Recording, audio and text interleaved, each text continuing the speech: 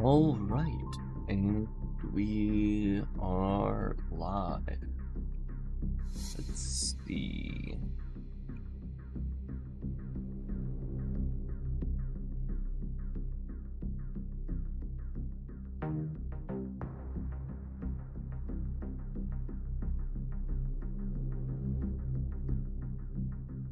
Need to get the development environment all set up.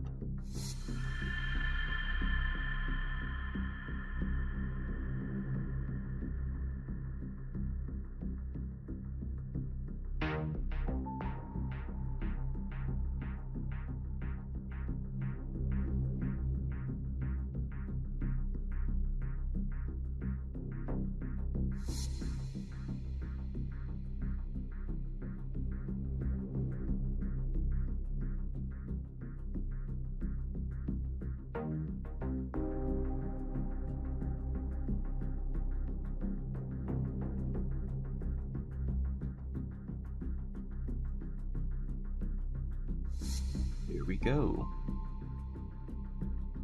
And let me make sure real quickly here that I can see YouTube chat. There we go.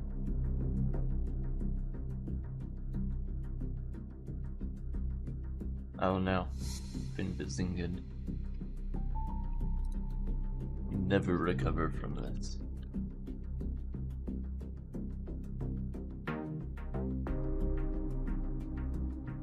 Alright, so let me show you guys what I got working over the weekend.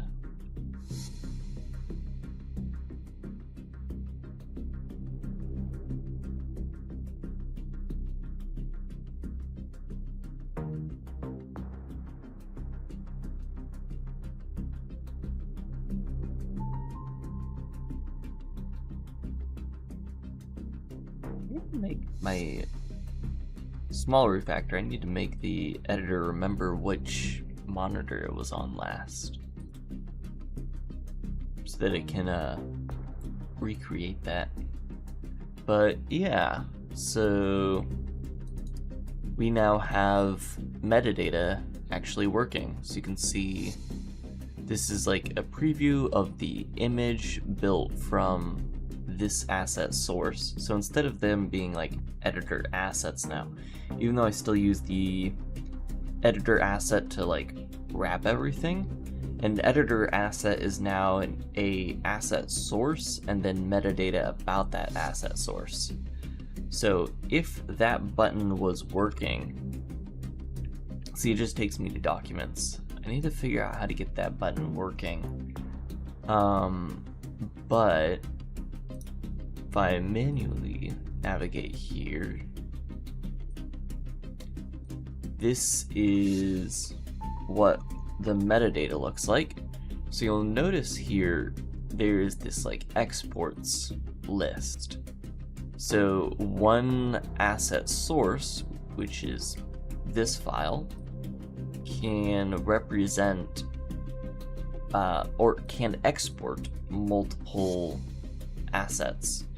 So in the case of an image, it's only exporting one image asset, and I think that'll mostly be the case for most image assets, unless like we give the option to export individual frames of a GIF, or for some reason I decide to make maps separate assets, which I don't think I will. Instead, I think I do something like an LOD streaming protocol, or something similar to that. It may make sense to do an like an LOD system, but I feel like I would have to do some way to like make the metadata for those LODs different somehow, I guess. I don't know. I haven't fully decided yet.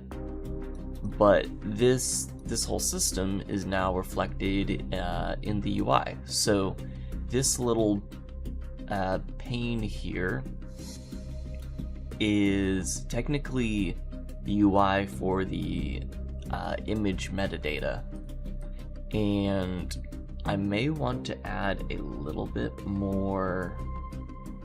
No, I do want to add another pane here that is like just information about the image itself that gets loaded in when we select it. So when you select the Brane logo.png, it will like give you a little bit of details about it, like how big is the image, what is the image type, you know, basic info like that that you would already be able to find out. Or actually dimensions and size is probably the best first things to put here.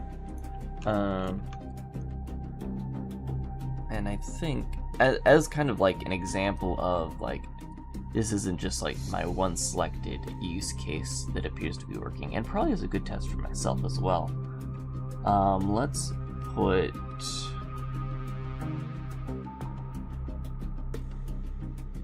another image in here, which I'm not seeing anymore, even though I literally used it as the thumbnail of this video. Ah, there it is.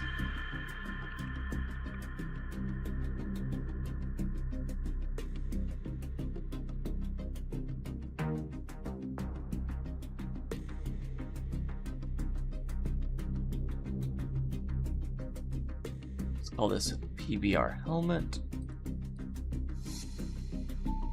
which we'll see. So when I open it, I should auto-generate metadata, or not.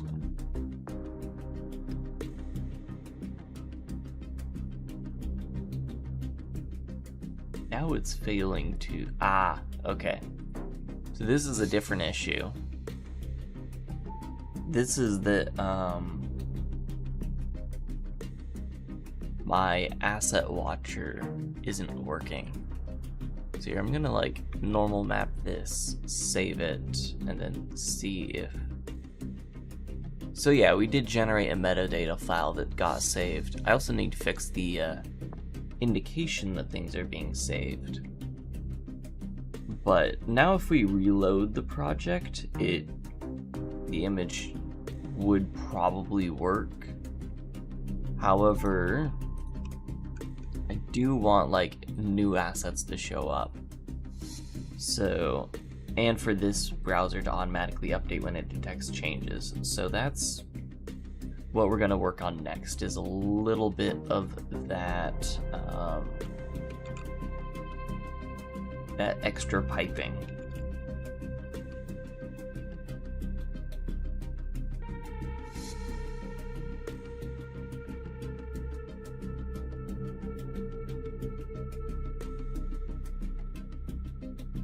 The user one would probably be fixing the save, but yeah, let's make some progress. Let's fix the little save thing first. So to do that would be editor assets, sources. Asset source? Is that where I put savable asset or savable object?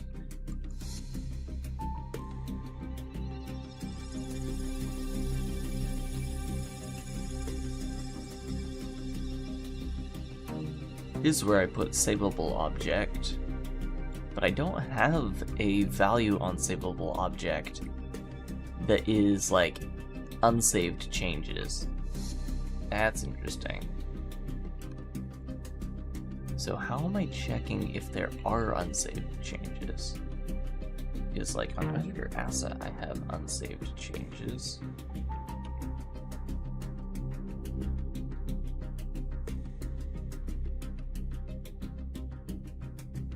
So it is savable object. Wait. No, it's right here. I'm blind.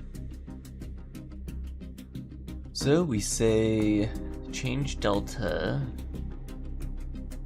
is equal to 0, and there's not a new change path, which that is really simple logic. With no changes,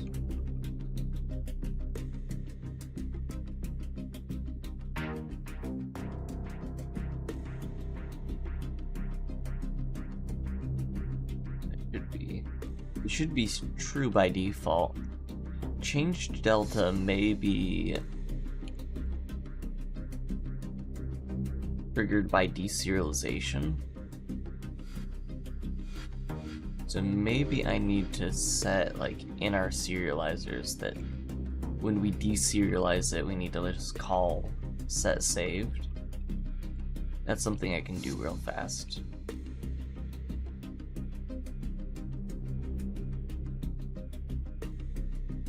This would be in image asset source. Here in the JSON serializer. So right after we read it, you would just do set saved.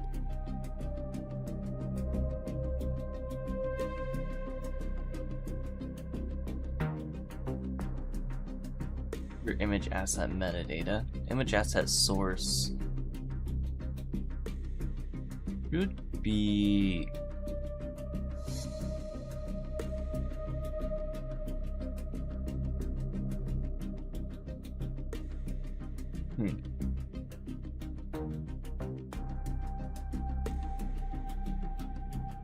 Guess I don't have any like check if it's saved or not for source assets, which is fine.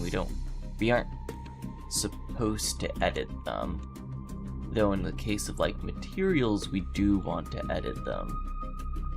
So I'll have to figure out something there in a couple hours when we get around to messing with those.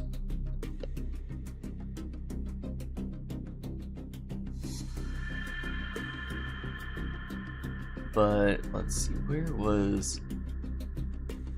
Here it is.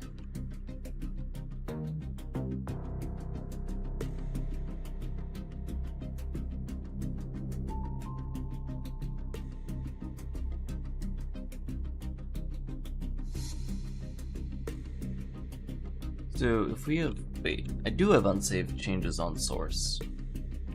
Because it is a savable object. Okay.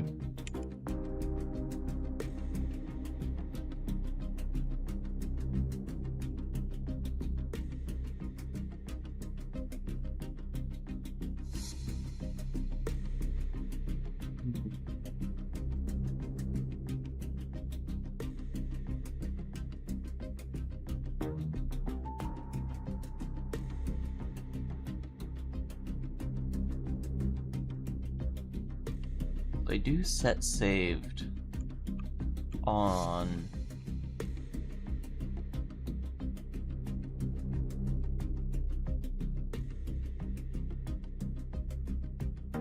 both of these.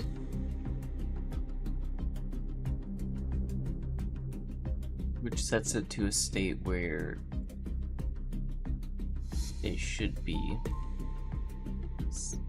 showing up as saved.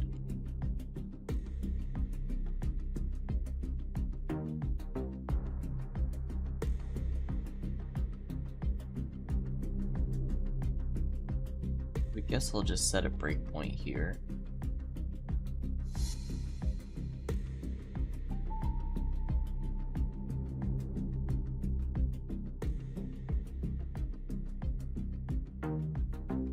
This is the only one that I really need to check. At the moment, we're still saving the project every single time, but that doesn't matter too much. It's just like extra hard drive strain, I guess.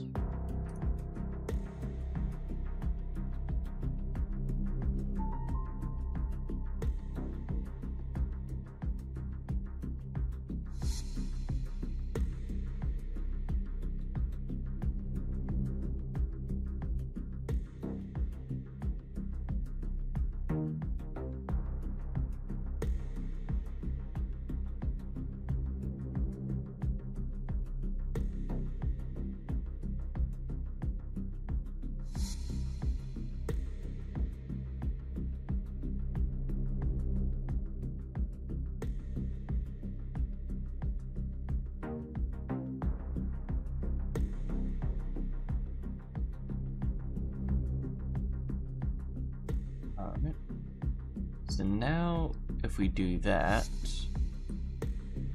we should get this, where try navigating into unsaved changes.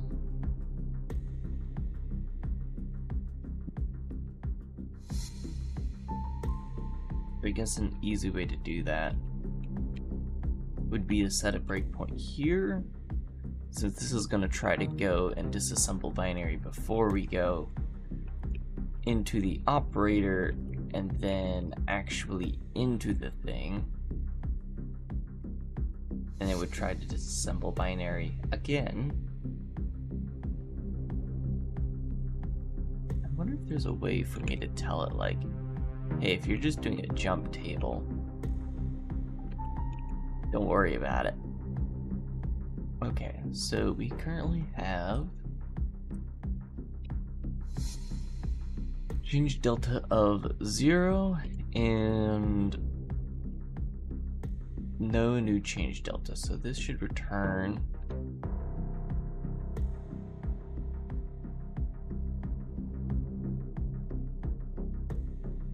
this is currently returning true, but it's returning true for no changes.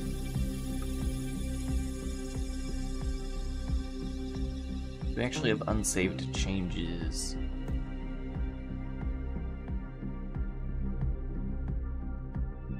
If the change delta is not equal to 0, or there's a new change path. So I was calculating this exactly opposite to how I should have been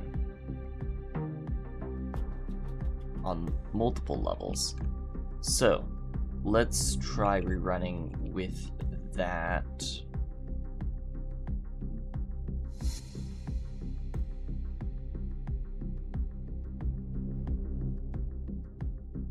I know I did want pictures open because I'm gonna drag new picture in eventually, so we'll just throw that down there.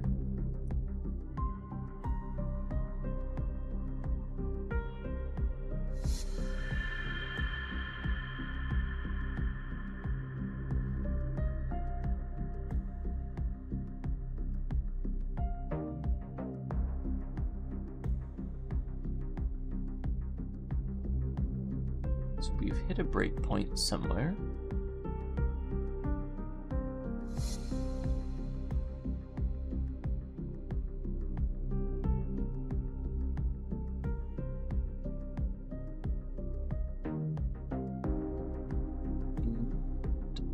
So that's a good thing to wonder about is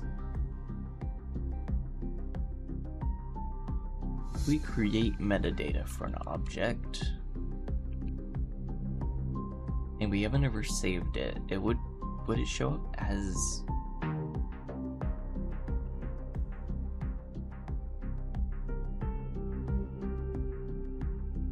all good? All right.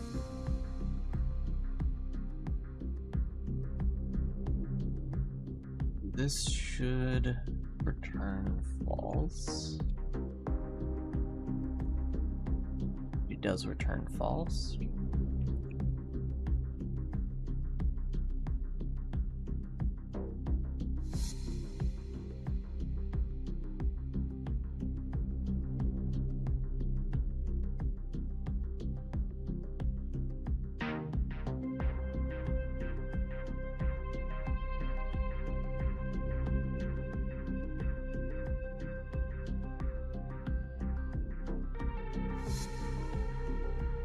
I accidentally step out. Probably.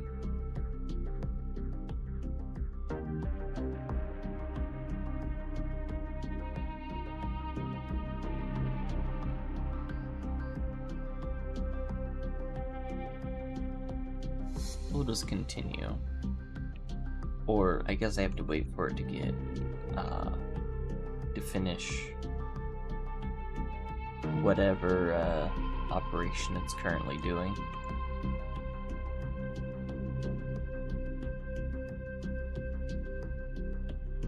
if it does finish whatever operation it's currently doing.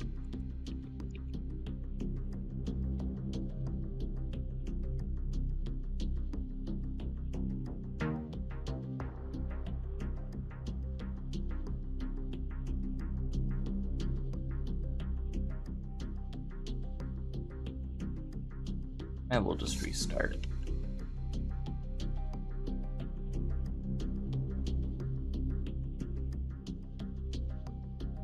For a breakpoint there, because I really just want the final result for now.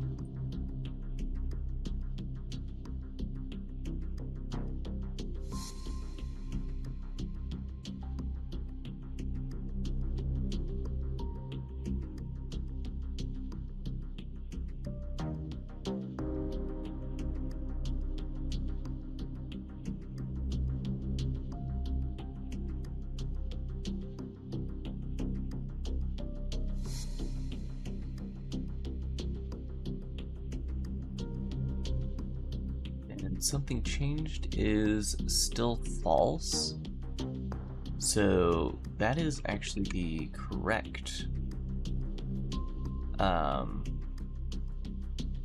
correct state.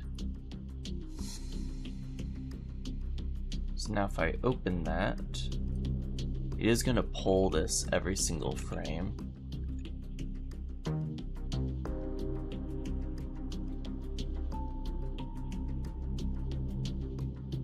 And it looks like it's giving us the correct response. So I'm going to remove our breakpoints here. And yeah, it's showing us no changes. If I make a change, there is, the star that says there is a change. If I Control Z, it does go back to saying that there's no change. Now there is something that I want to test, which is if I make several changes here, like obviously we can that undo step all the way back to the original. But what I'm interested in is if I save here, go back one, so real quickly this will say normal here, or normal map. If I go back one, like I just did, and then go forward one, it still shows, even though like we've gone back and then moved forward to where we saved, or the undo step that we saved, it is able to figure out that this is a new change.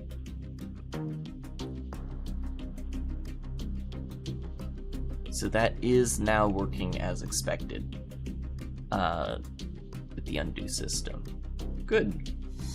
Alright, now on to the actually hard problems.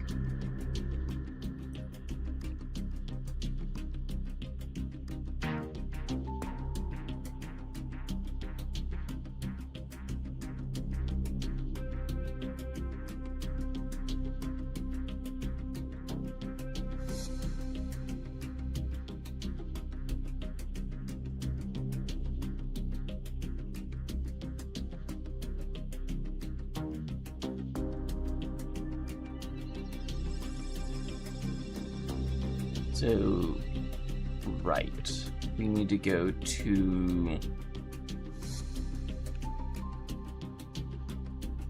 Watcher. What did I call it?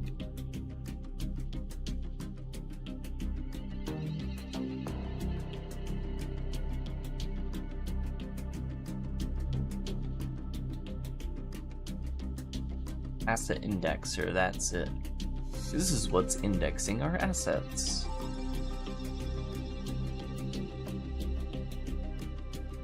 So somewhere we call start, and it sets up all of these.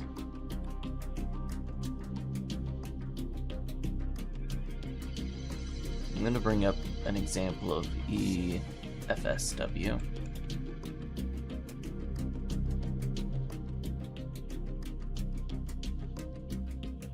Which is what we're using.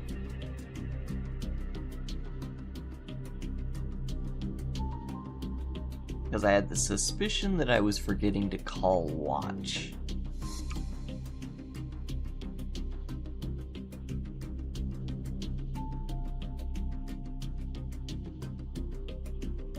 add watches after the fact, though, you can remotely call remove what? Well, also call remove match watch path.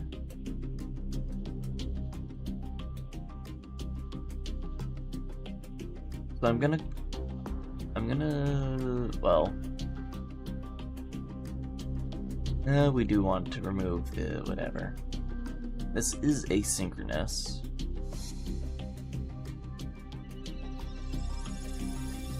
So that should be all I need to do to fix that. Or could be all I need to do to fix that. And then we'll actually start getting these log statements for changes in the project.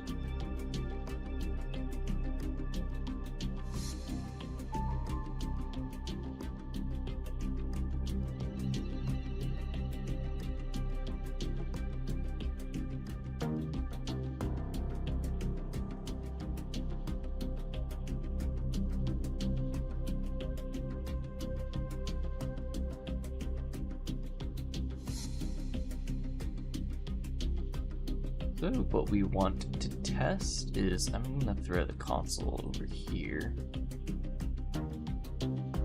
What we want to test is if I throw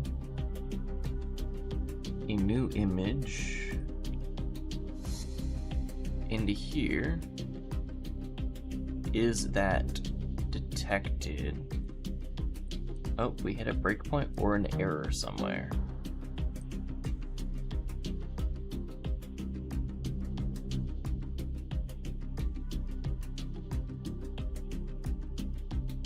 Did we?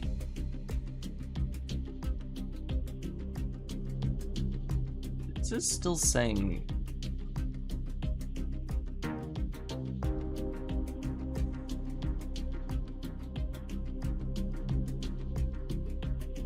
this would have turned into a play button if it had been paused, even if it was waiting on a thread.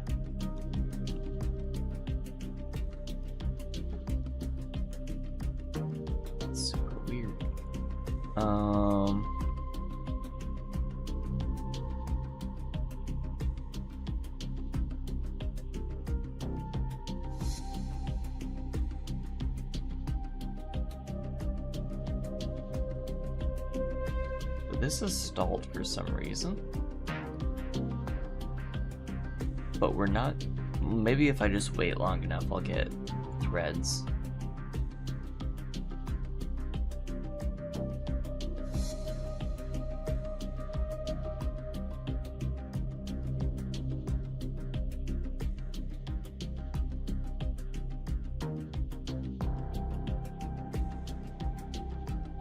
Or not.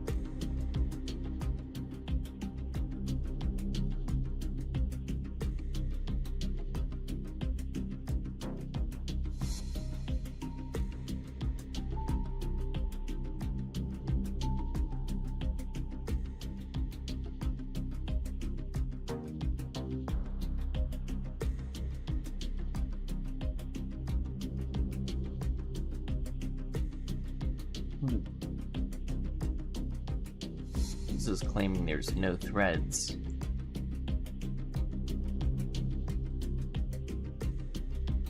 So Adding this appears to have caused some issues.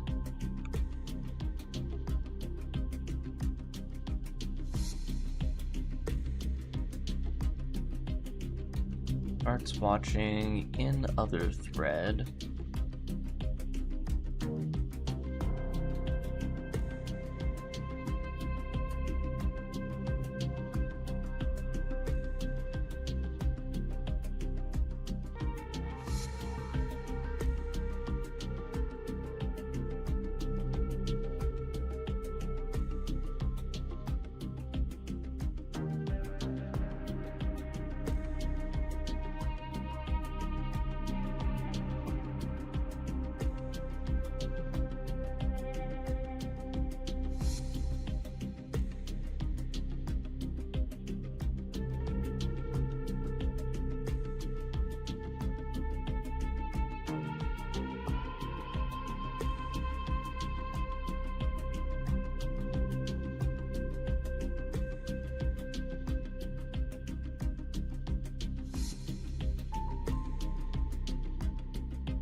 I wonder if it's this block.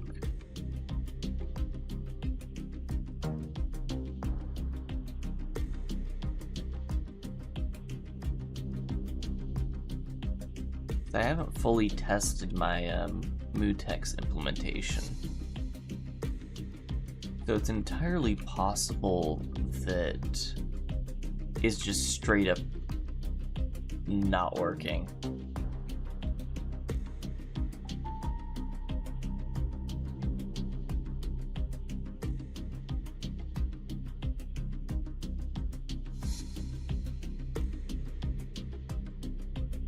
It's also entirely possible that this is a recursive lock on mutex.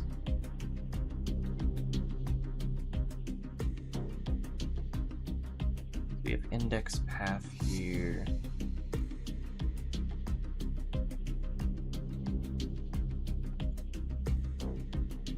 Okay, that's not called from anywhere in here. Good.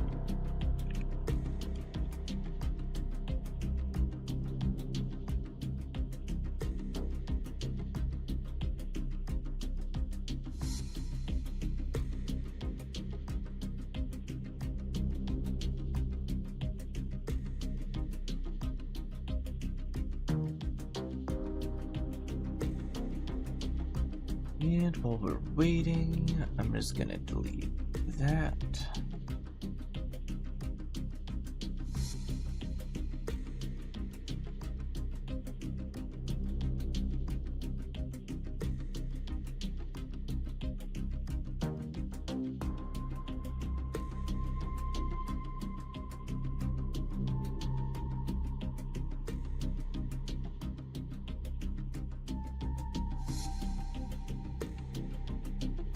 Okay, so no file changes. Let's throw the console.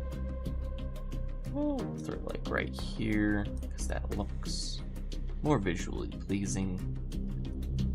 And then let's trigger a file system change.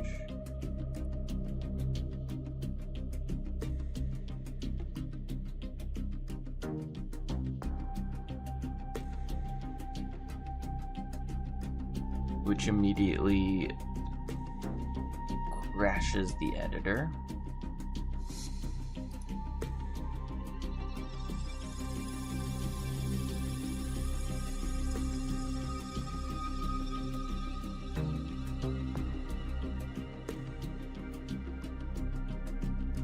Oh, this time it actually gave us an error. Thread stopped due to exception.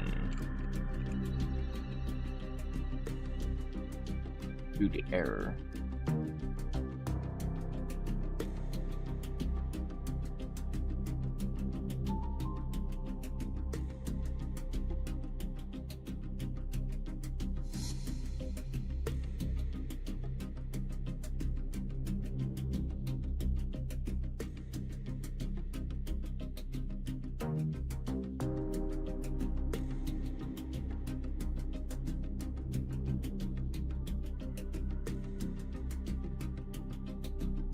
filter.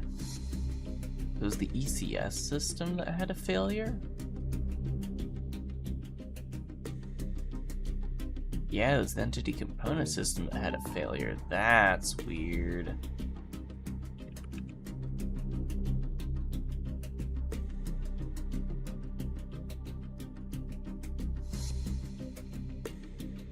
With the entity component system crap out.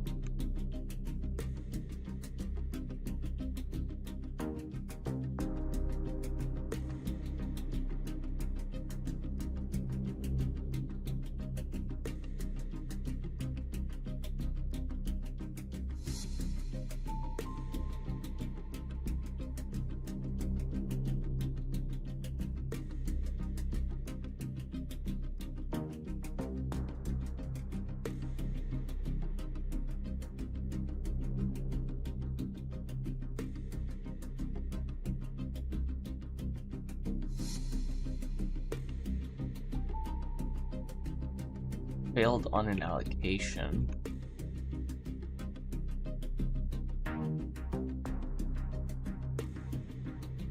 Specifically within the allocator.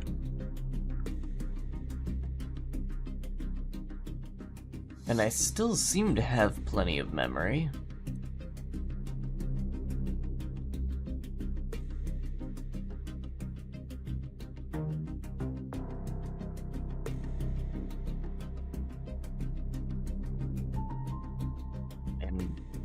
The editor definitely isn't taking all of it.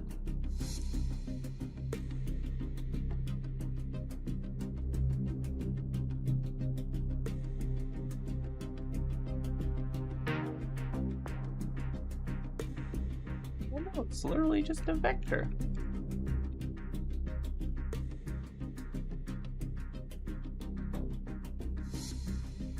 But let's see what the logs say.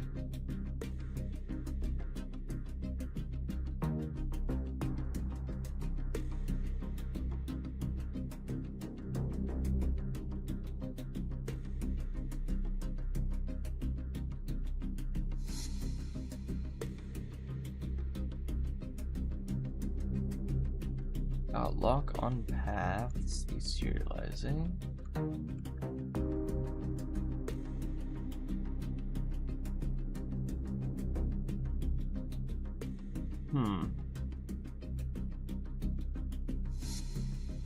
Then no other logs.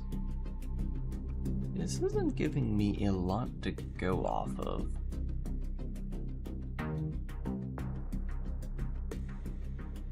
Let's try triggering changes in a different way then.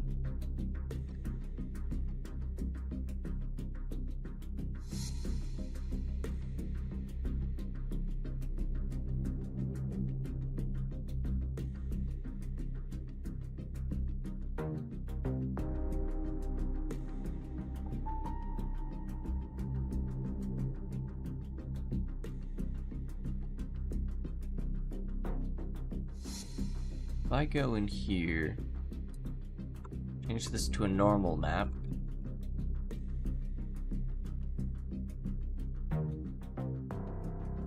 that also triggers the crash.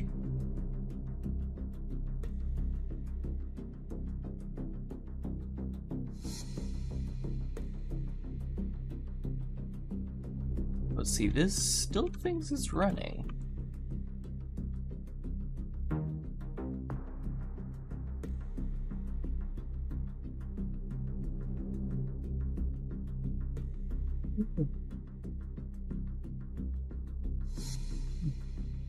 No threads.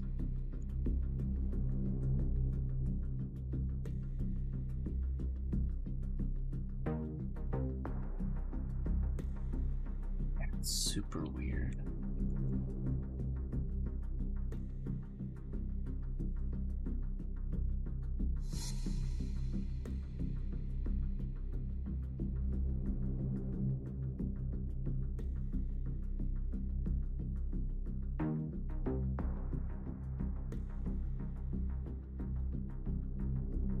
Maybe something weird like the indexer getting moved.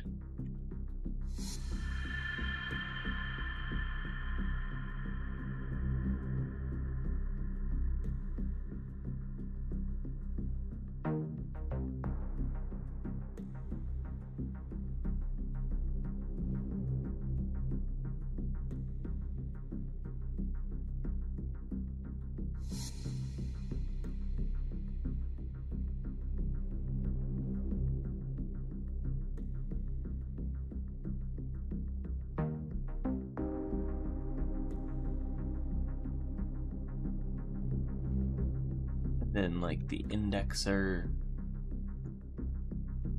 not working because the memory isn't valid, or I don't know. Throw this down to the bottom just to see if that is the case.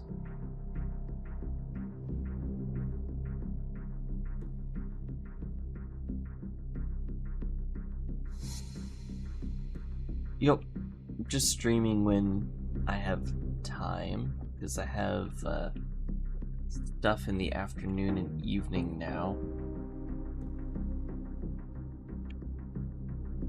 So morning streams are probably going to become a lot more common.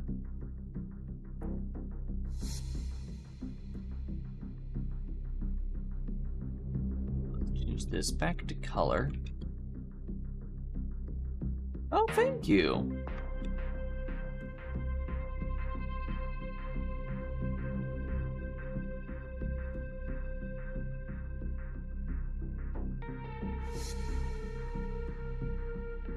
Alright, so editor has crashed again. Let's see what logs we got. If we did get any, we got an actual...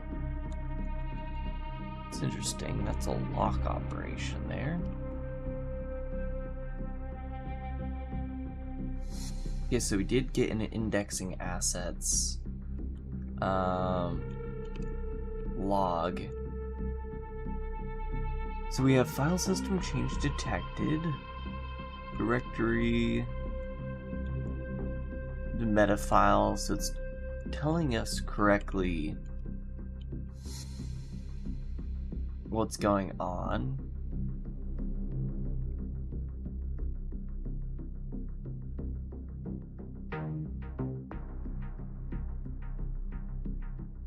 And then indexing assets fires and fails.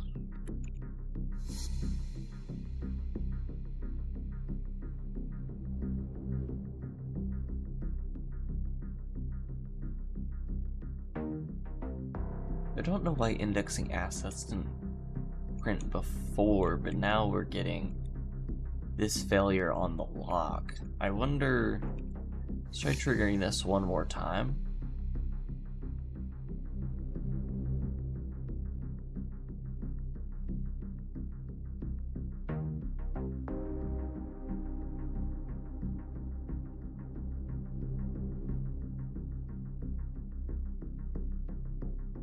Because my suspicion is that our indexer is getting moved at some point, invalidating that reference we have to it.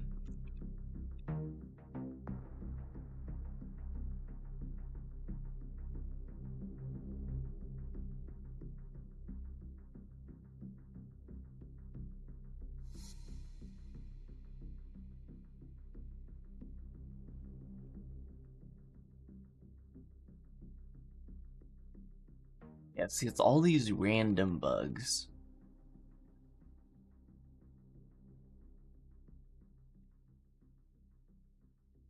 So, since it's all these random bugs,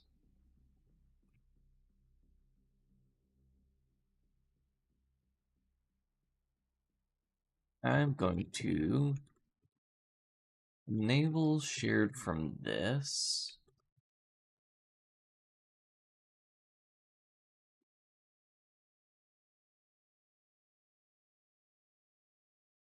And then in here, instead of a reference, we'll take a weak pointer.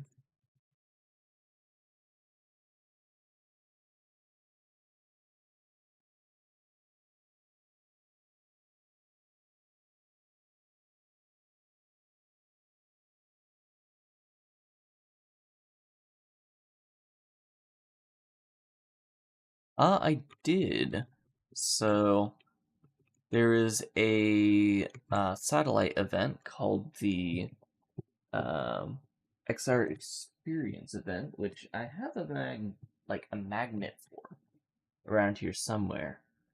But it was put on by Haptic Solutions. They actually flew me out to it, but yeah, I was able to set up in a corner, show it off. Actually, like one of the like executives of Resomat came and saw it too, and was pretty impressed. Cool guy. I have his business card right here, actually. Yeah, Resonate.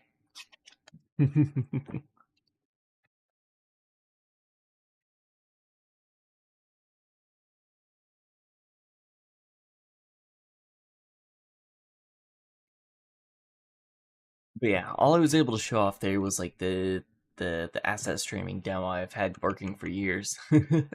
So I wish I was able to show off more progress, but I don't actually have like any more like actual functionality progress. Nope. Music ran out.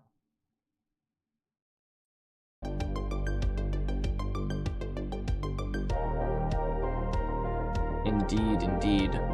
But it's not very flashy.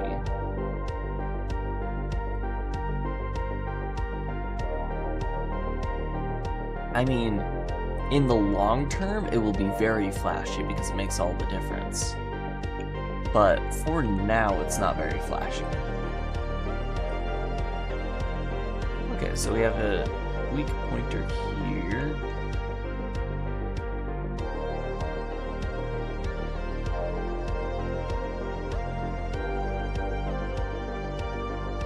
Can I make this a weak or shared pointer? Shared.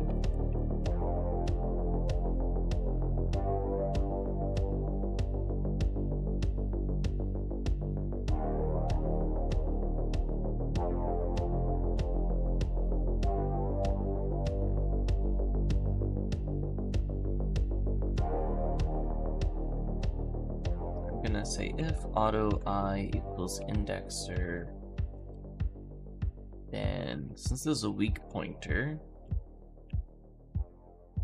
yo, how goes it? Yeah, I decided to stream at a not regular time today because I have stuff in the afternoon and evenings now. So the mornings are now my Brane Engine working time. So it's also the Brane Engine streaming time. Actually, the constructor is still fine. Just needed to change the type. What do you mean writing not permitted?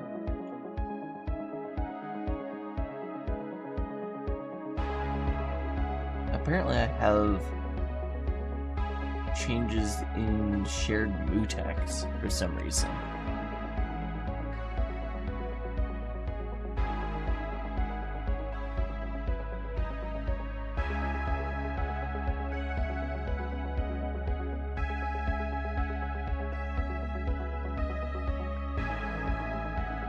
Right, it's lock. Lock is what I was looking for.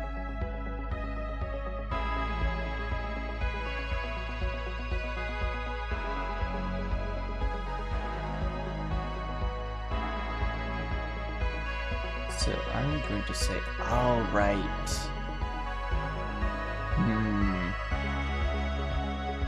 Oh, wait, this is start. We're fine.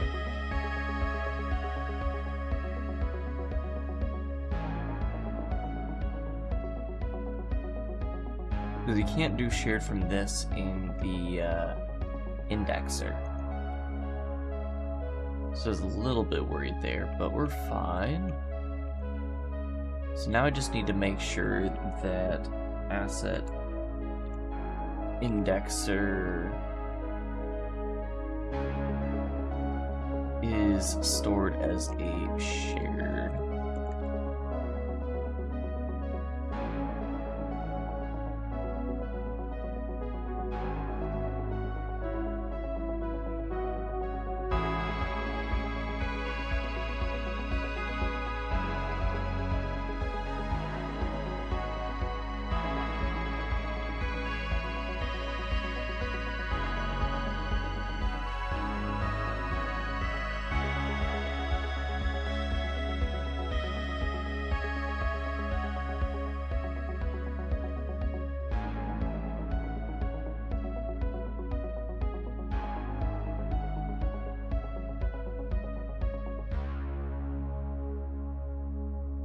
Then I think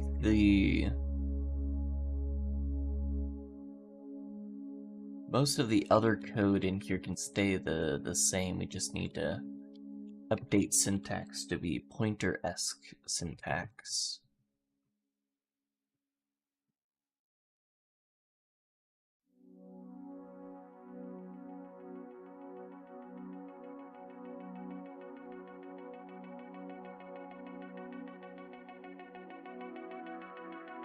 And I think that mostly fixes everything. So we'll see if pointer errors were actually the errors, or if it's something to do with the mutex class.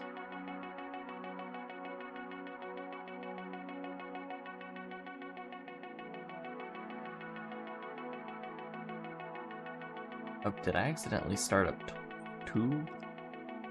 I think I did. Close 1, and hopefully that handles everything well.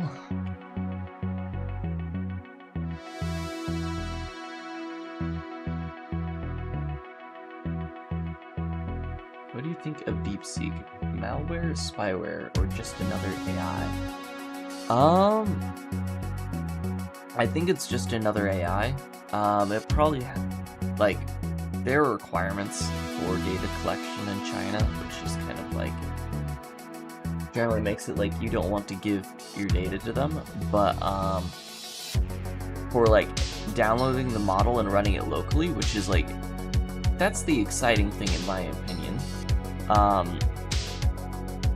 My opinion on like downloading it and running it locally is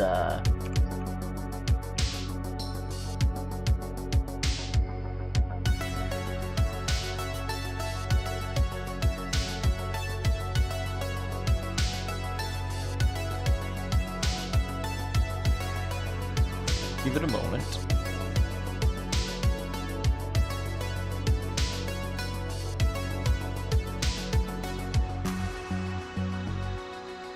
Yo. Say hi to chat.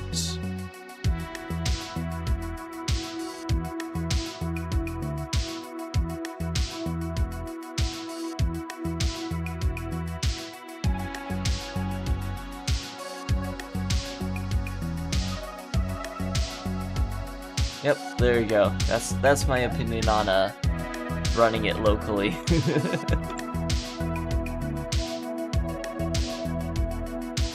Now let me just make sure that I close out of the log so that I get my VRAM back.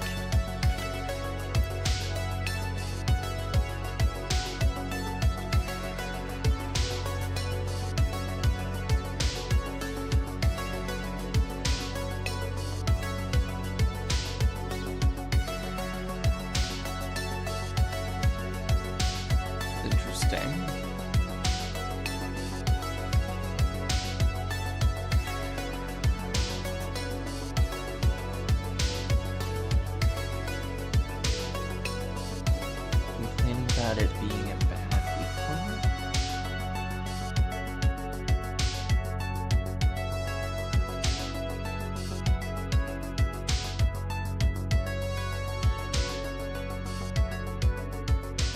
Maybe it just crashed because I didn't have any VRAM. But like I didn't even do anything to trigger it.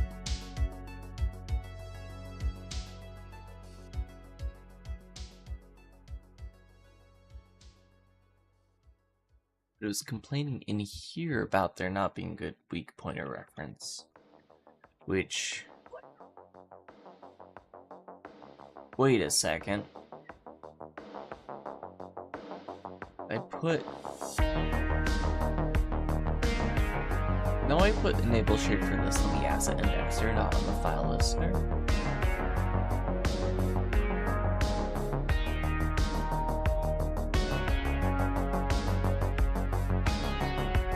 Okay, let's actually read the error then.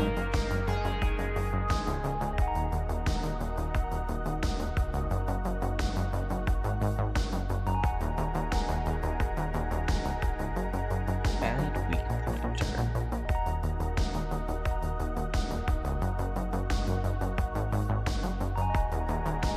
shared from this. So it's literally shared from this that it's calling bad weak pointer.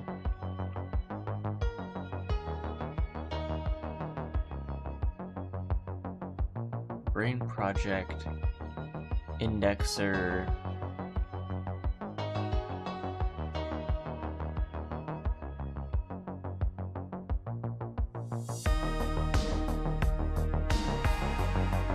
But like, this is a shared pointer. Like, my little shared wrapper is just forcing me to initialize it.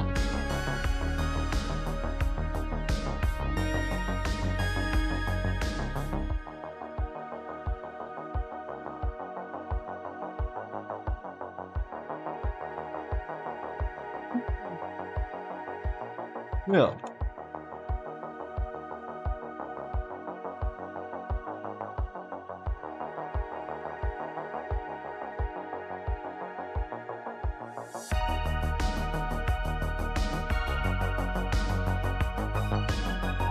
Not sure if I want to keep this constructor though.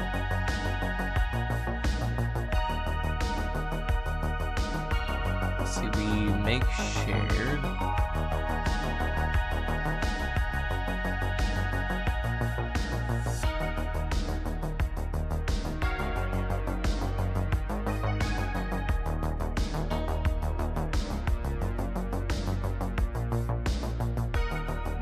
Let's start. Like, this should all be initialized.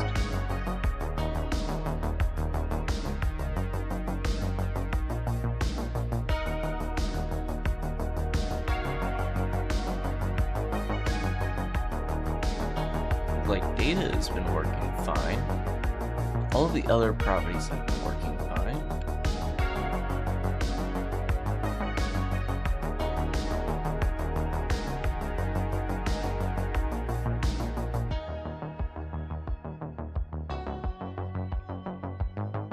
Here, one second, I'm gonna restart.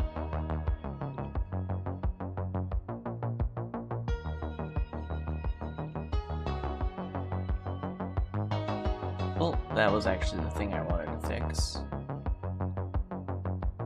Was the whatever changes I accidentally made to that file.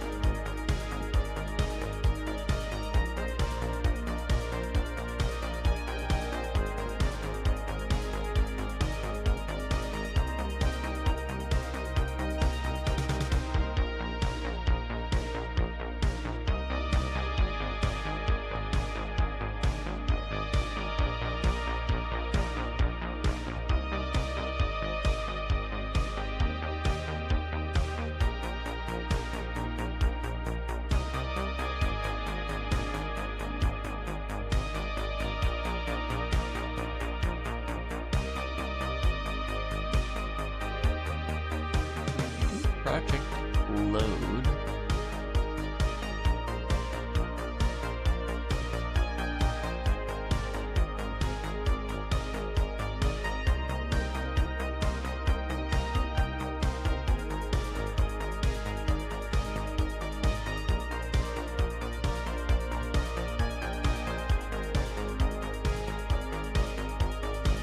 Which does run the constructor Brane project. Specifically this one that initializes the indexer.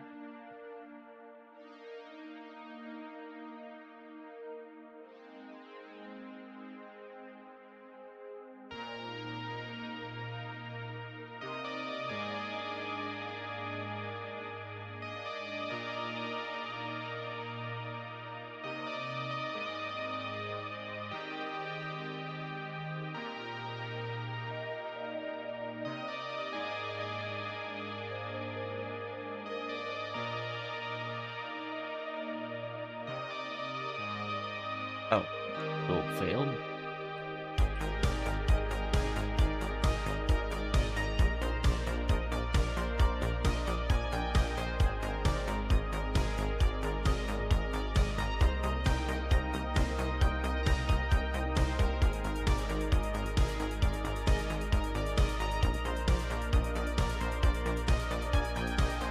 Not defined, a compiler generated. Oh. I forgot to save the file.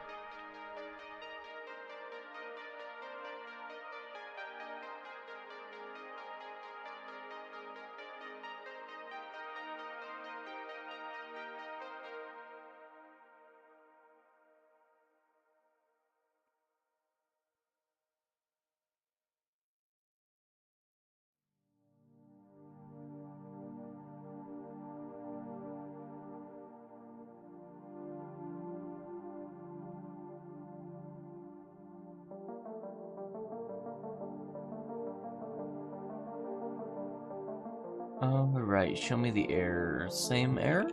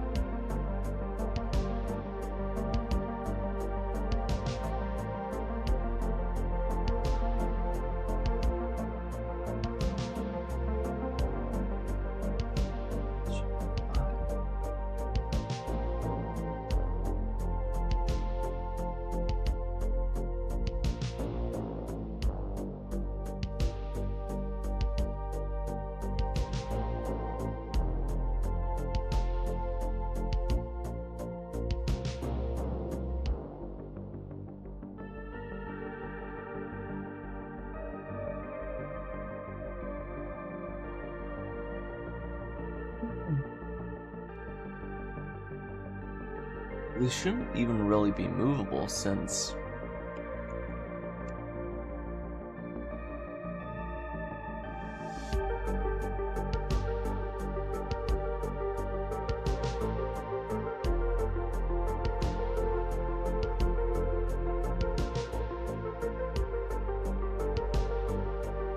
Let me check enable shared from this to make sure I'm doing it right.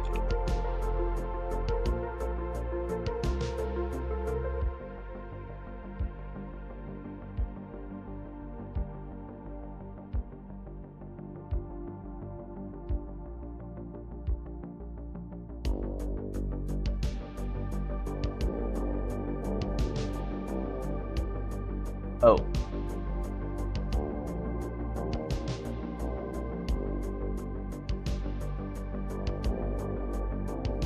Public inheritance is mandatory.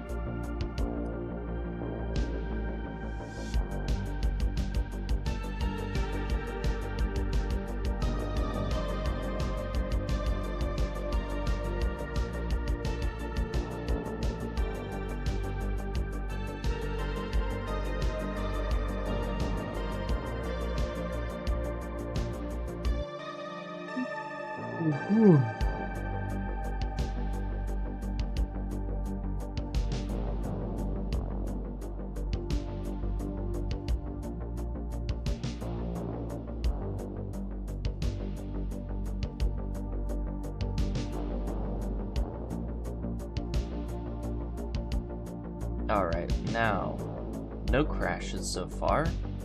Let's see if I change this to color, and then save. Ooh, we got logs.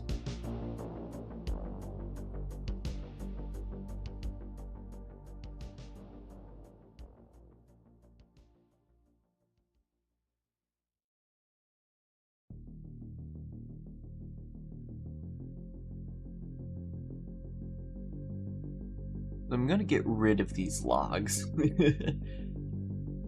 because I don't need...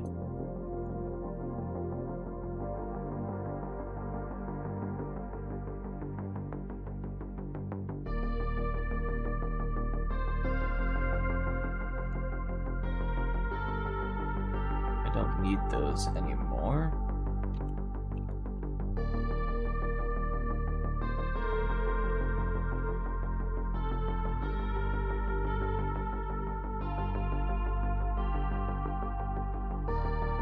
So it did turn out that I think that reference was getting broken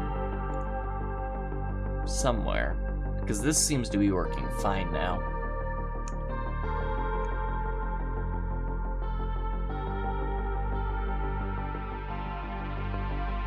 Me and my unsafe tactics.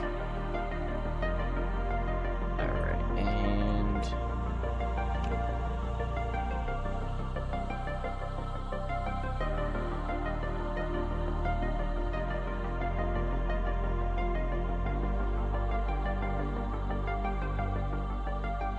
colors.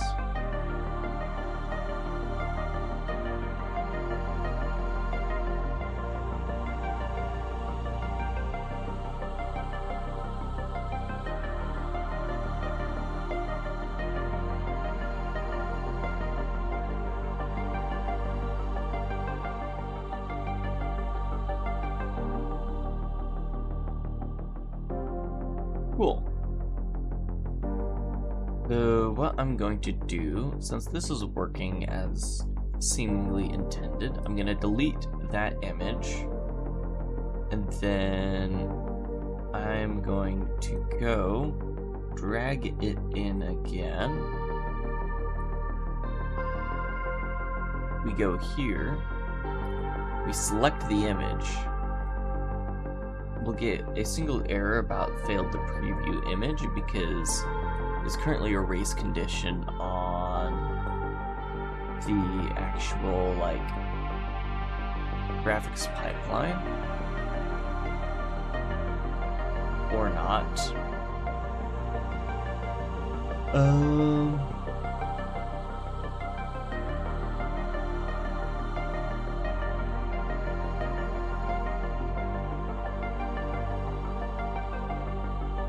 Fetching this asset.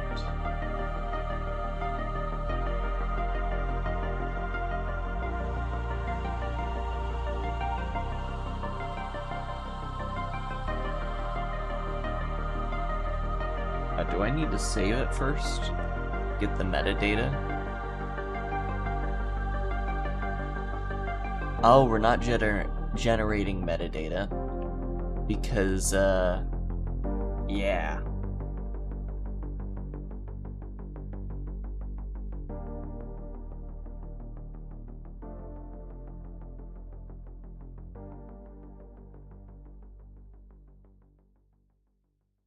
Alright, so we need to make this thing generate metadata so that we can actually generate assets from it, because we don't get the export ID until we get metadata.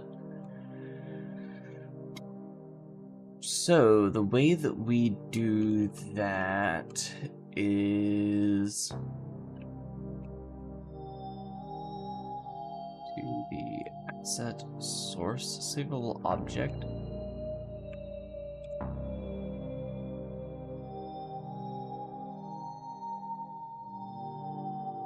We'll just do set unsaved. Oh. Did I accidentally caps lock? I did.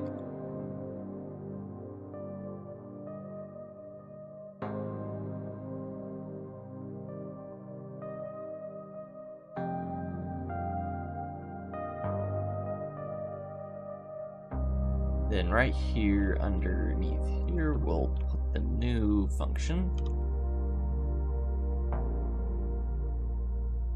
And to do this, we'll just set new change path equal to true.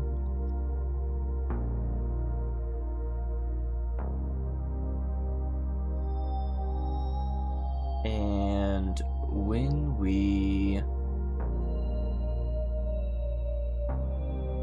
in editor asset, when we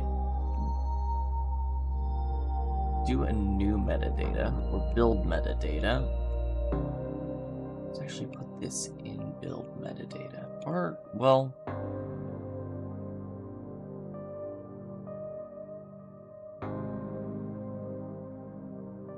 the job of metadata to...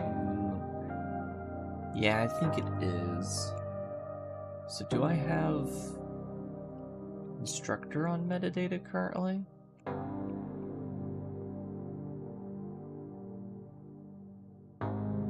Or no, here's what we'll do.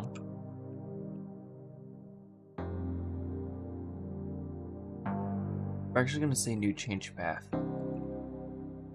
Through. And then serializers.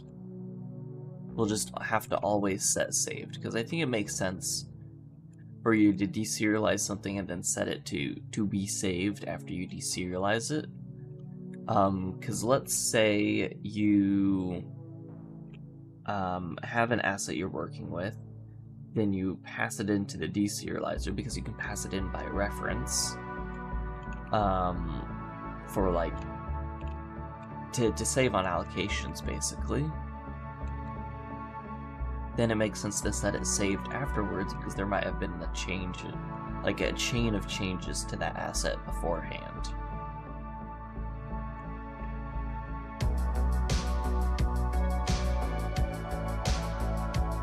So now with that new change path equaling true,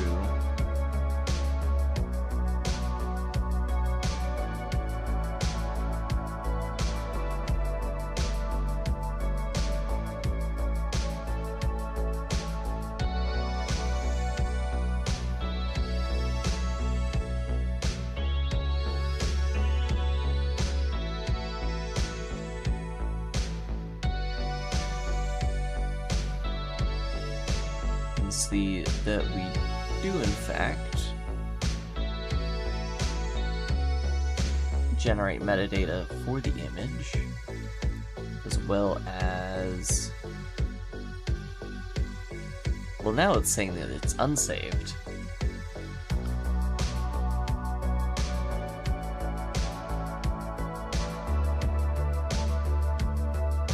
I'm currently nuking my SSD.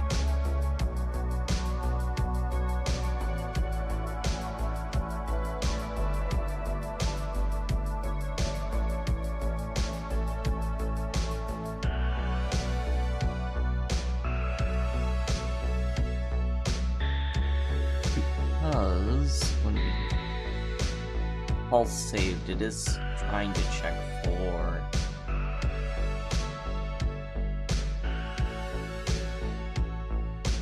are unsaved changes or not. So what we need to do is go to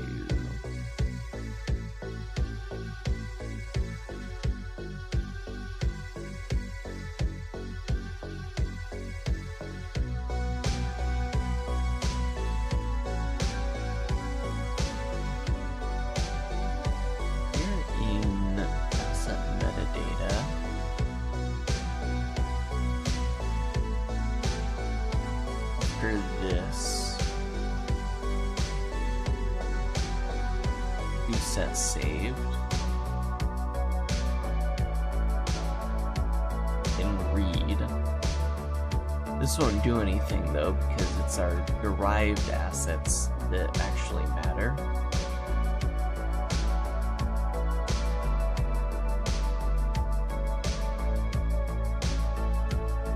Now in here, when we do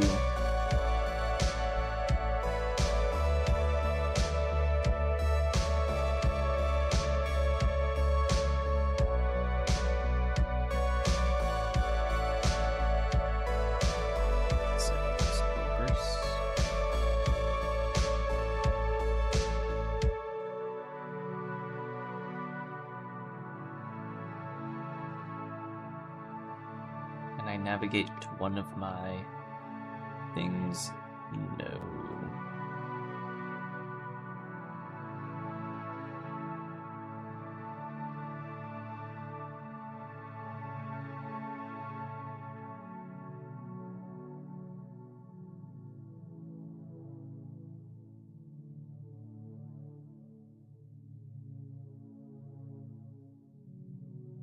Just gonna set saved real fast in there. So it's saved by default. because we currently can't make any changes.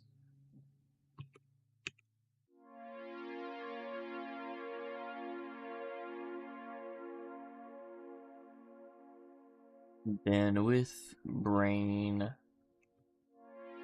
project as well,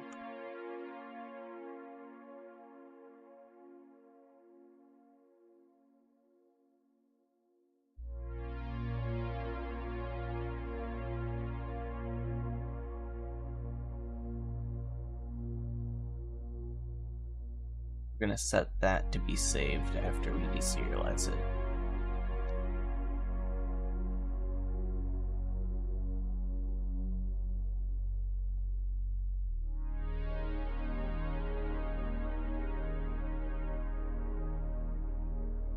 In fact, I might add it as part of JSON parse util. Is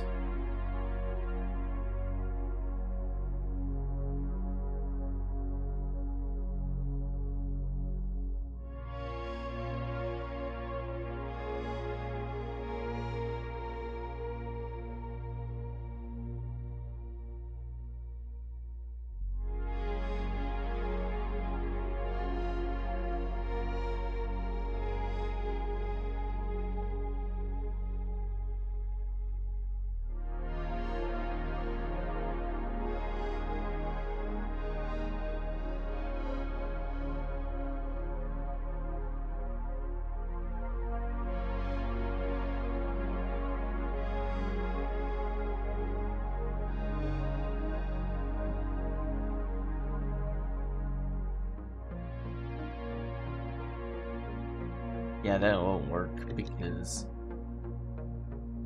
yeah.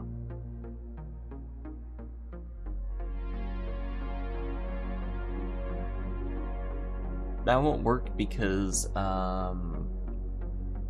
savable object is part of the editor build target at the moment, and the JSON parse util is part of the utility, which is shared between non-editor targets, so it doesn't make sense.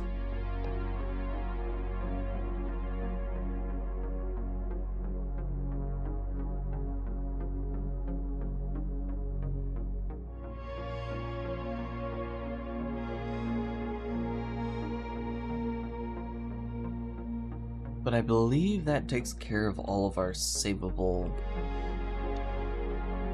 object targets, so we shouldn't be spamming save anymore.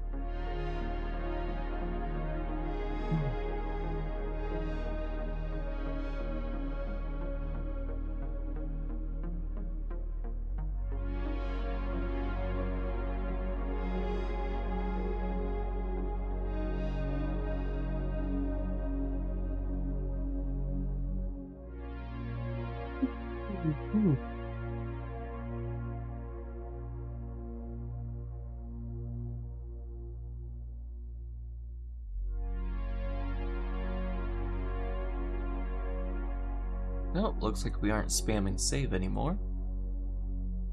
This is showing as not changed.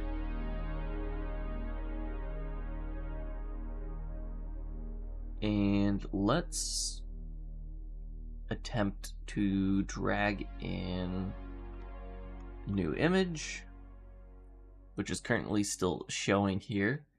Let's clear that completely.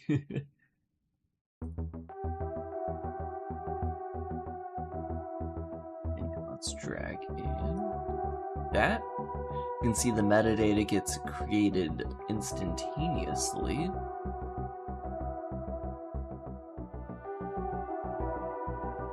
Our asset browser doesn't get refreshed, but that's something we can fix. And the helmet ping, that works as expected. Nice.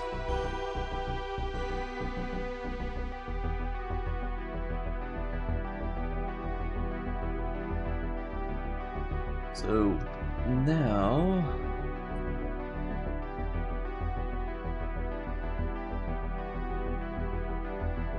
one last thing I'm going to do before we move on to other assets is extend image source a little bit more, specifically and only the UI for it.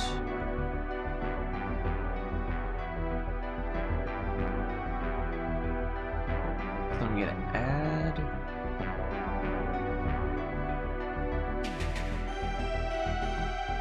change image metadata view to image views.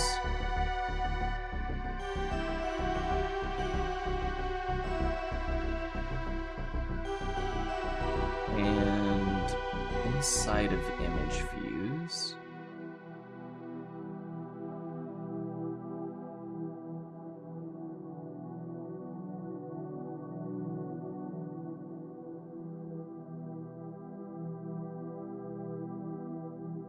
we're going to have image metadata view. We're also going to have image source view.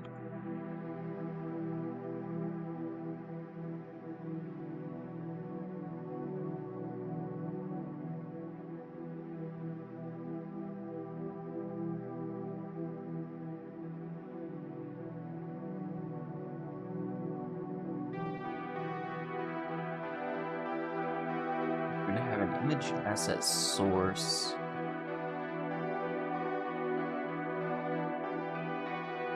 Reference.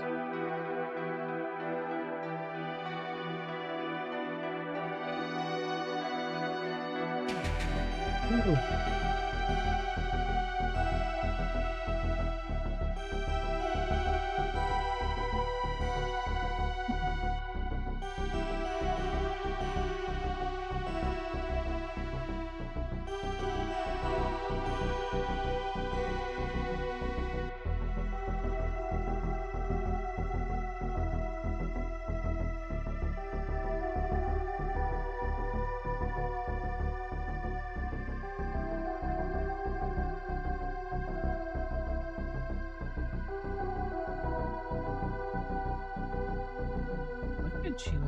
Int too.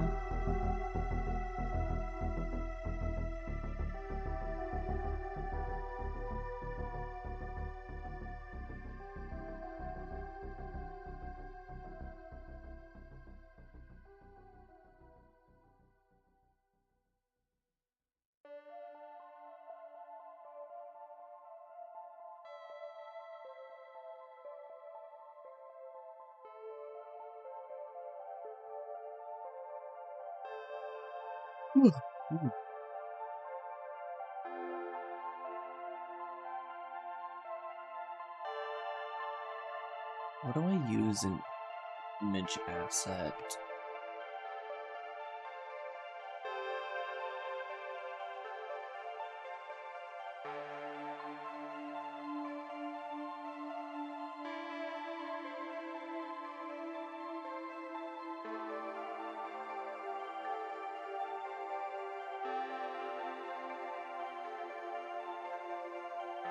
Uvector.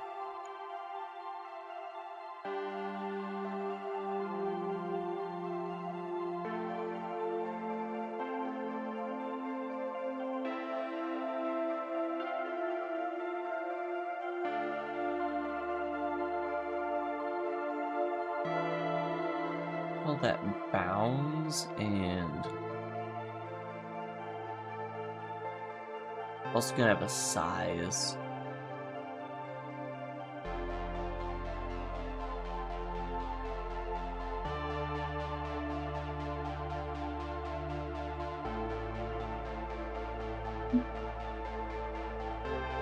Whoa.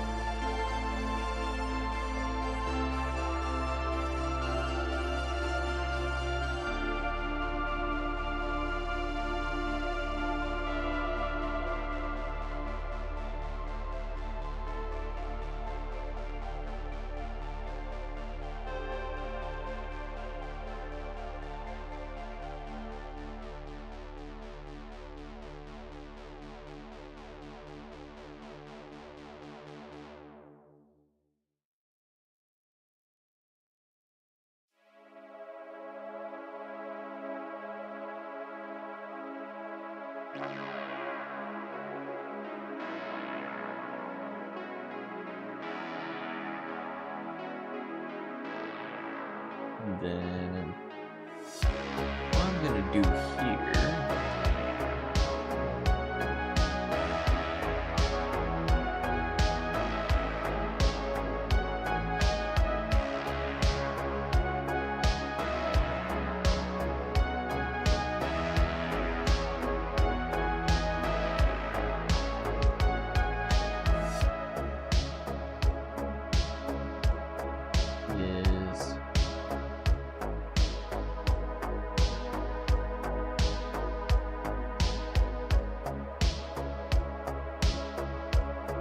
way to get the metadata.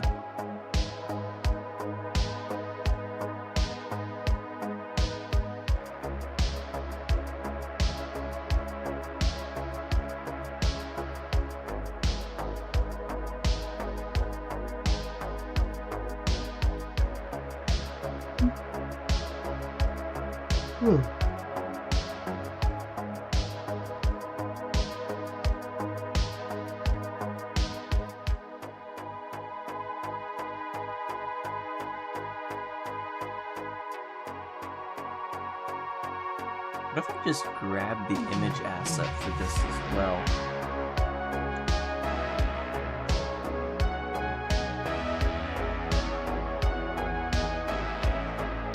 That requires the metadata.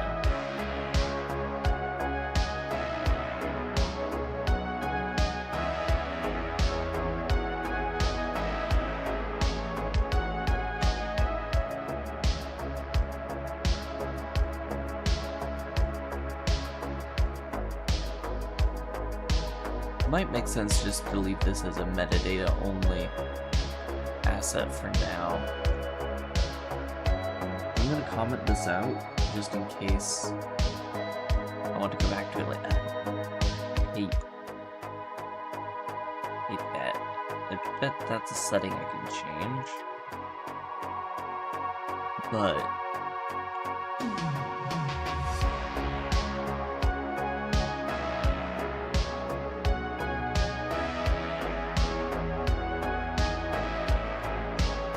makes sense just to keep this as a metadata view for now.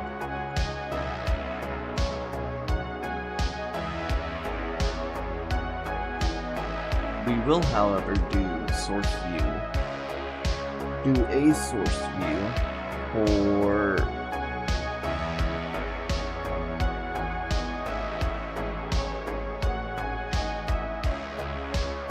materials. So I think we do shaders next.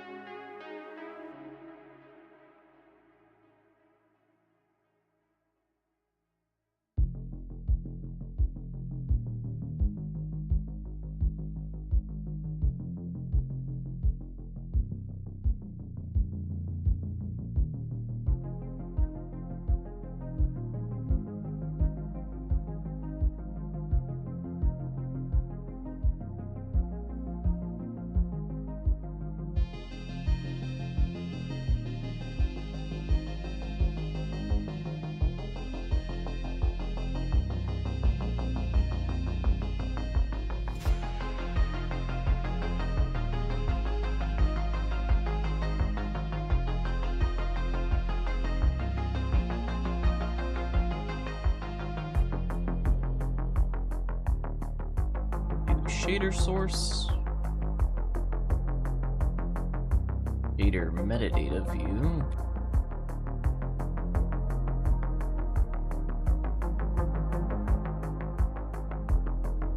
and all of this is basically going to work the same way.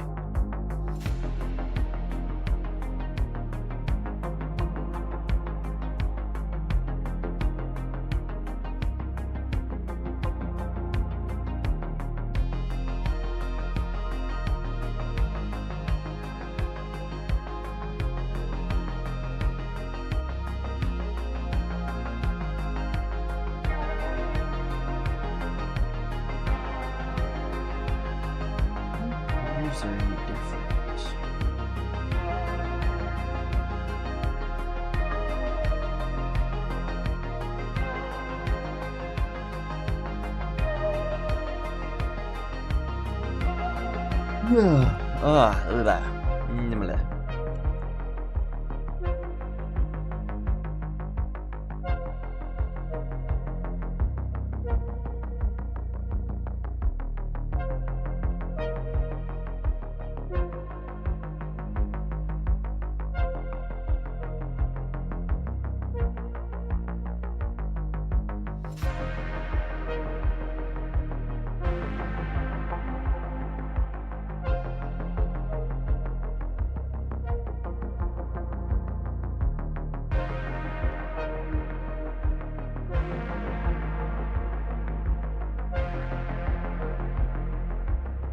Basically just yoink the same thing. Except for the, I don't need to deal with the graphics runtime, which is nice.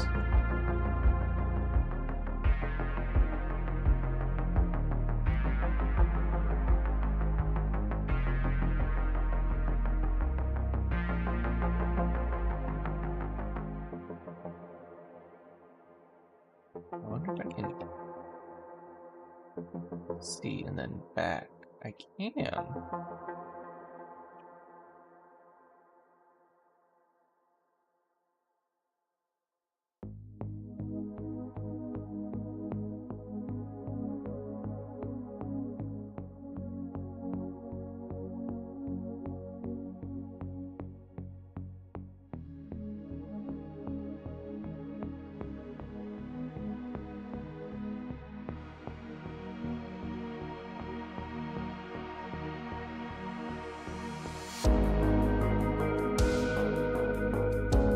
Code action pop not working.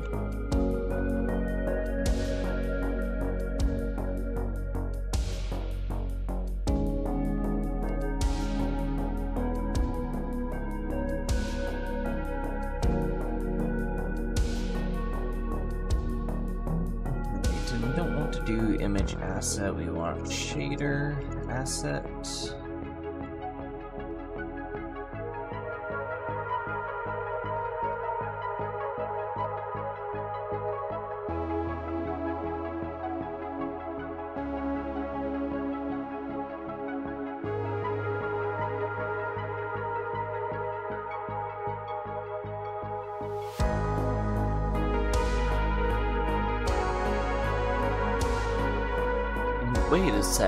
Wait a second. Because we can't set any actual properties about shaders.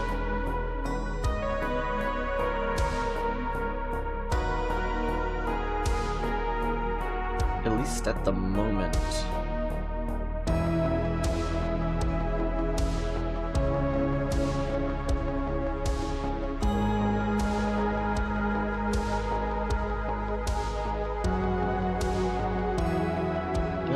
Makes sense to have a shader metadata view.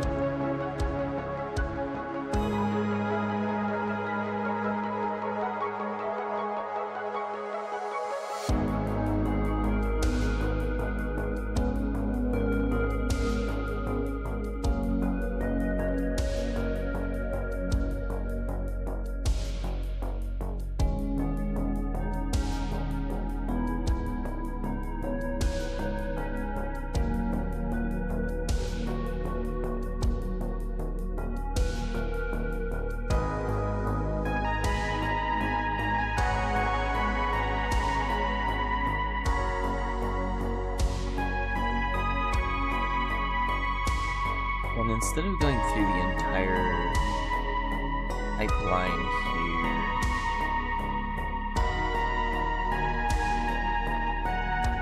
I guess build asset.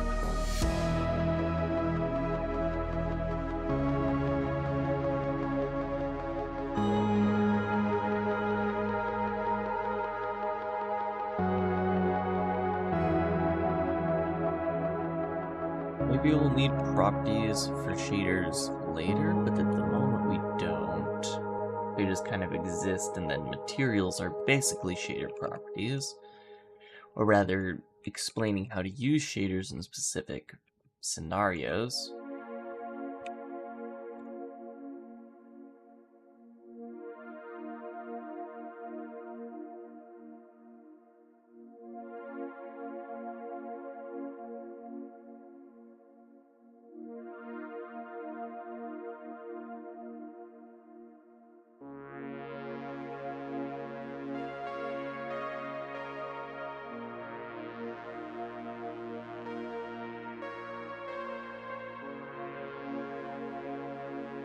Well, we don't want to do any of this fetching stuff. We want to do source and then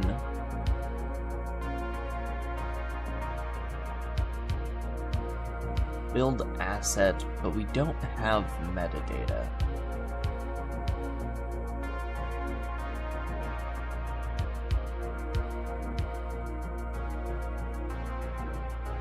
Do we generate metadata?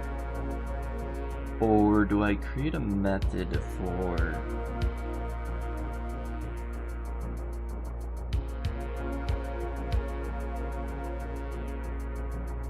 grabbing all of the source data about the shader?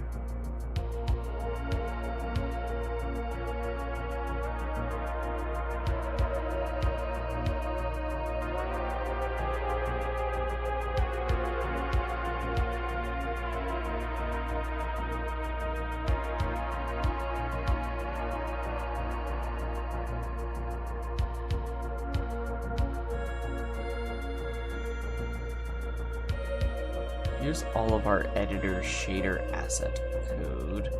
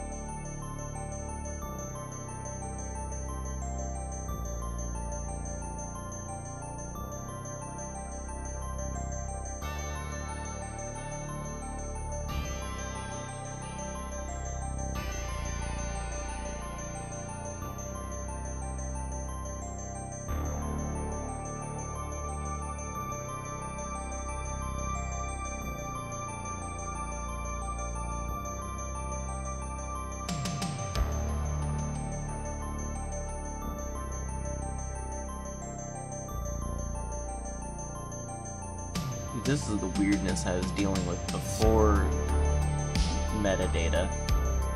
Even though, Yep, streaming in the morning now. I have stuff to do in the afternoon now, so morning streams it is.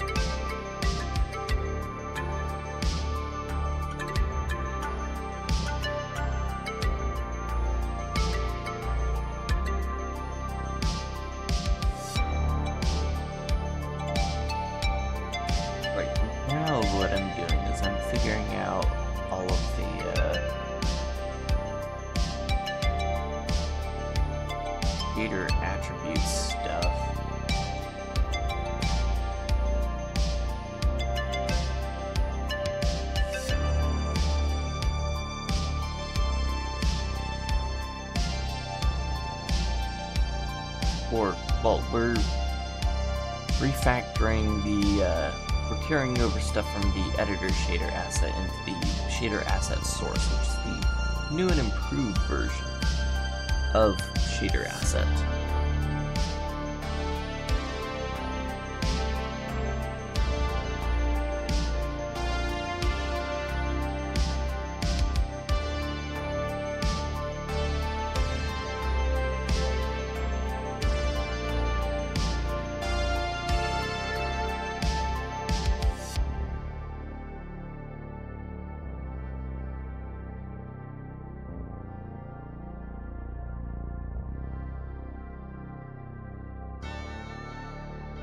mic is quiet compared to music?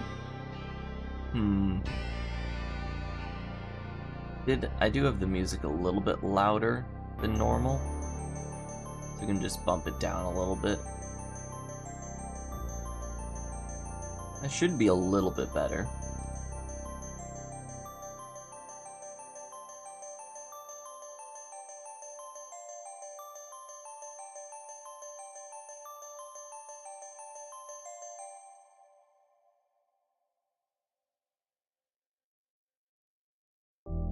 I'm also just talking a little bit quieter than normal.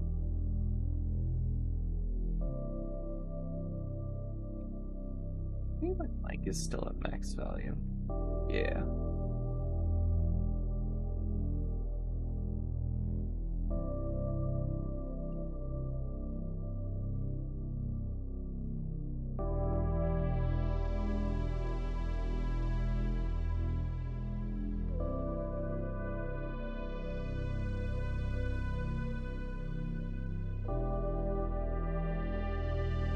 So we already have the shader compiler extract attributes system.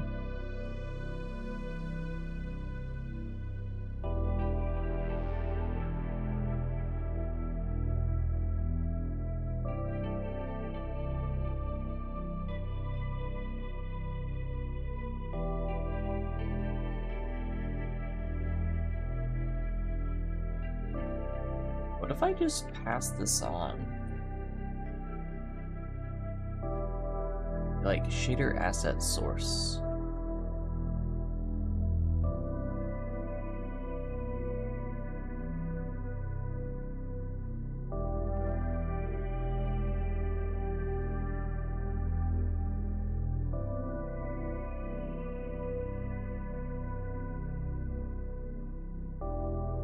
Be under editor. Where is shader compiler from?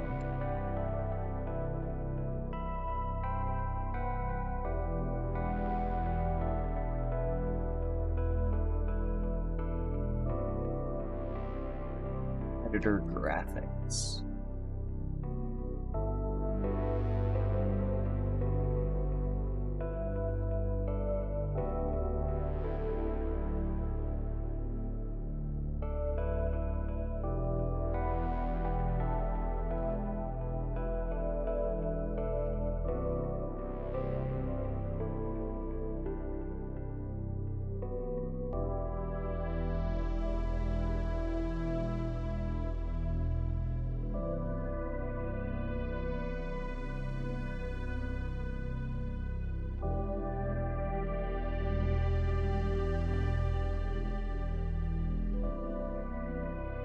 I just do shader attributes there. That takes care of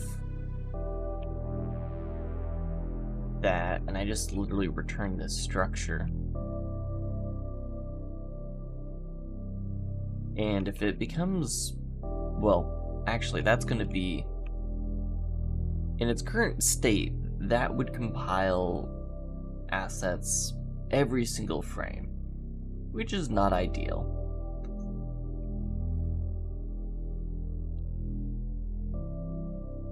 Means I need to set up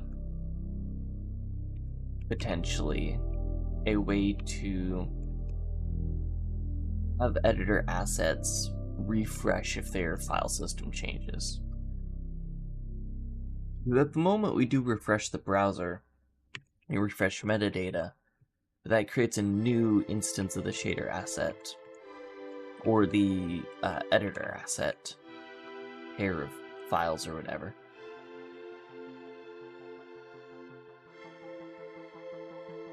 So for now, what I'm gonna do is have this all cache.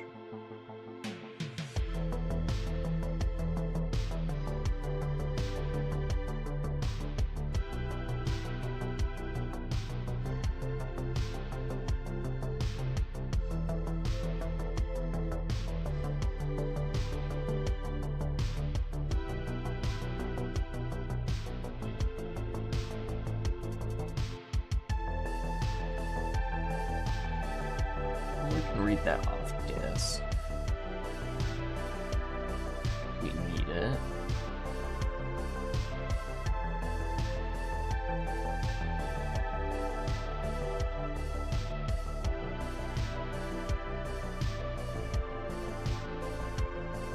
And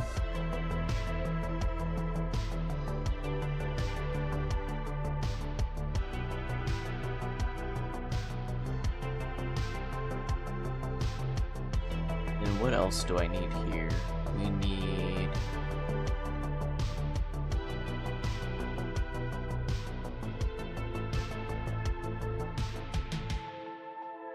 constructor for this.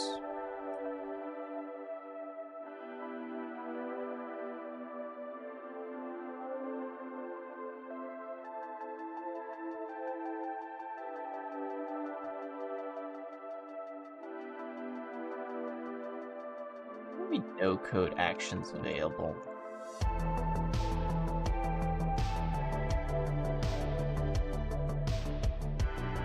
Oh.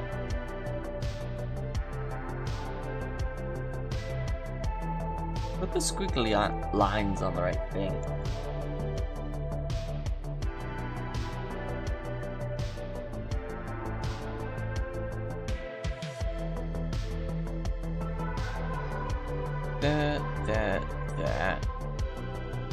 That.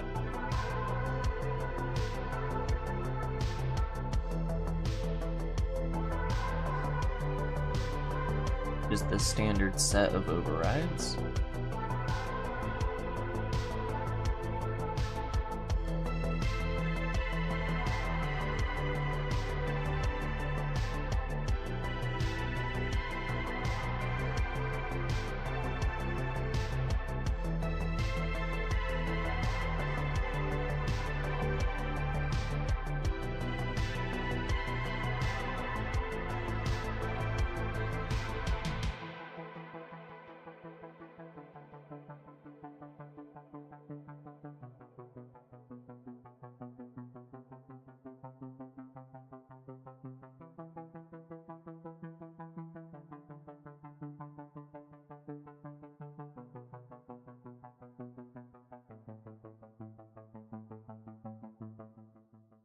For shader asset metadata,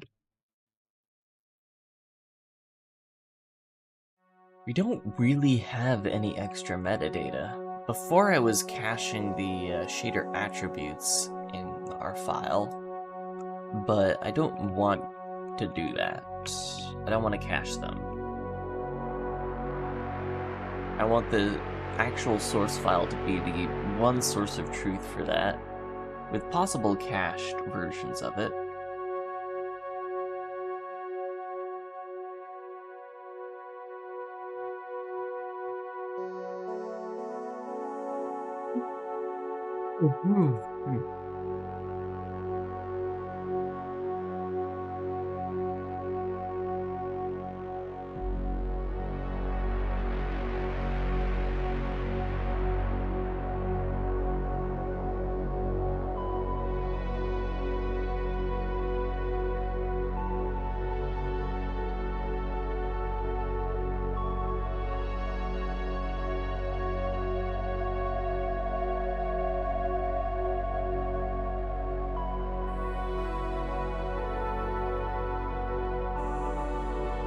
We do need at least one metadata.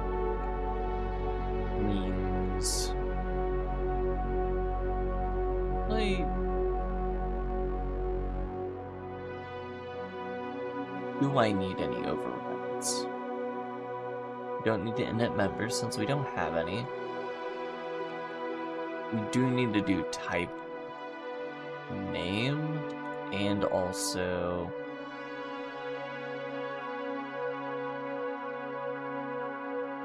serialize have to worry about the type name? Apparently it does. So I might need to override serialize as well.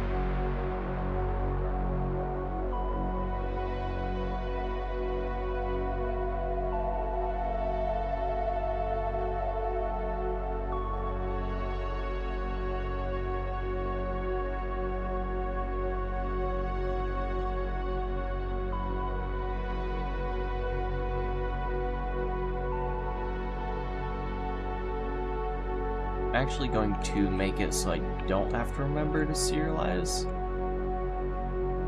metadata type.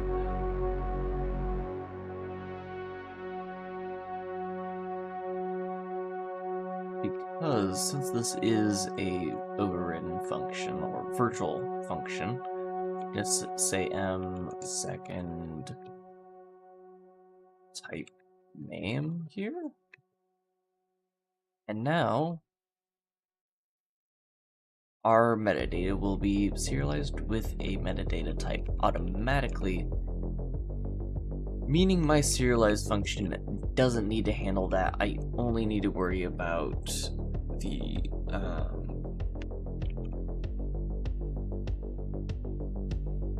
write function and all that. However, I do still need to worry about the write function. Dang it! Means I do still need to override serialize.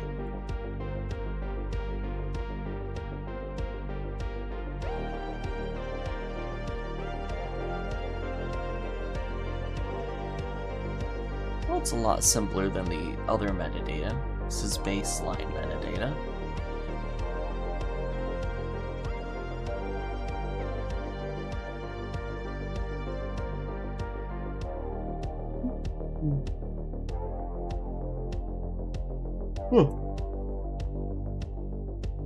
All right, time to implement by copy pasting and then renaming things.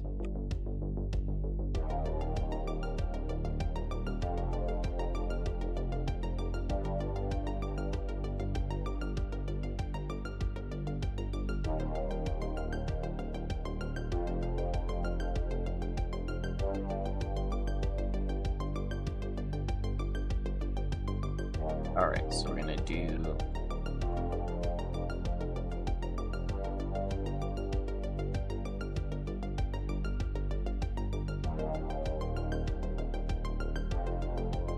rename every image asset source with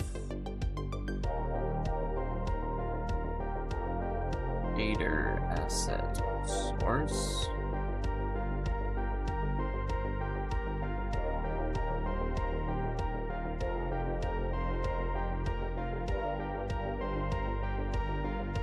that one didn't rename.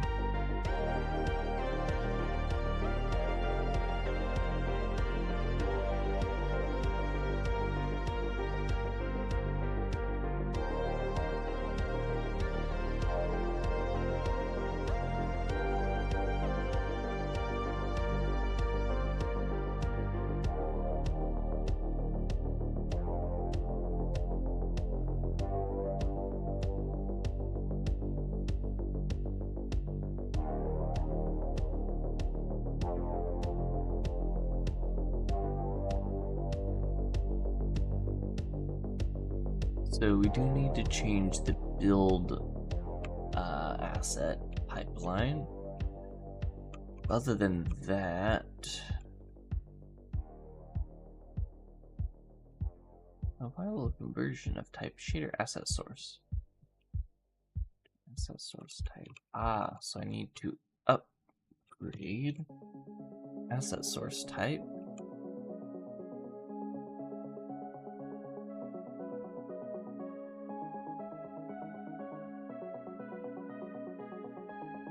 Include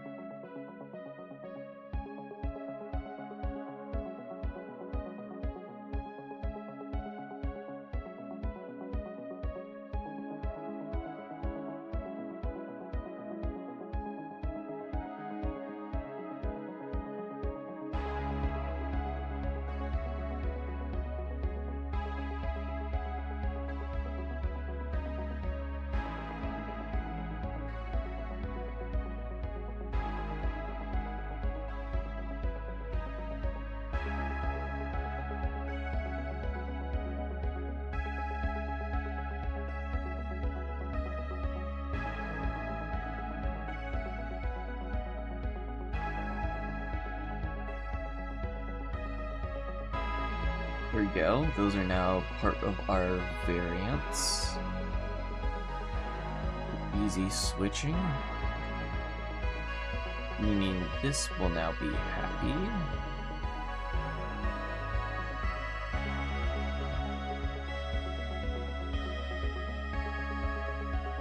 Now we copy over build asset from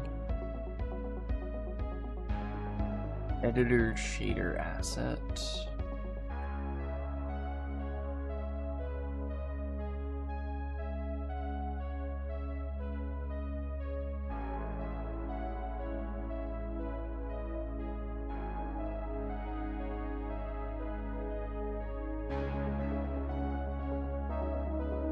Warning.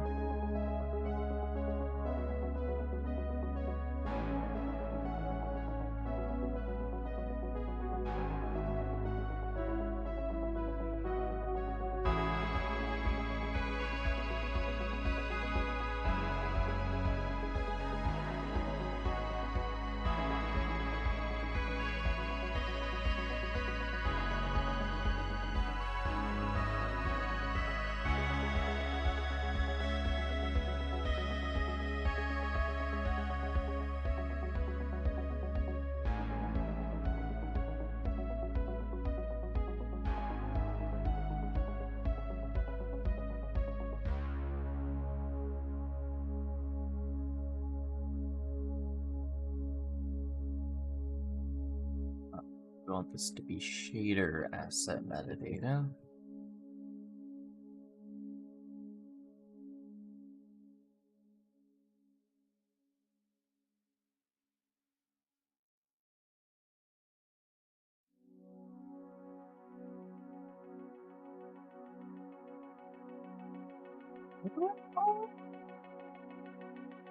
Course path? Oh, I just call it path. No underscore because it is public.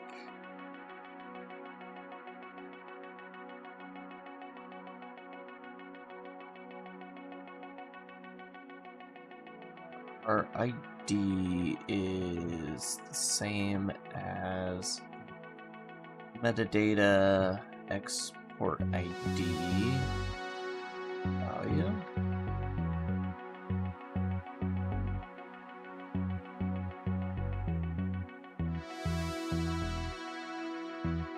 Oh, come on. I need to manually dereference that. I do.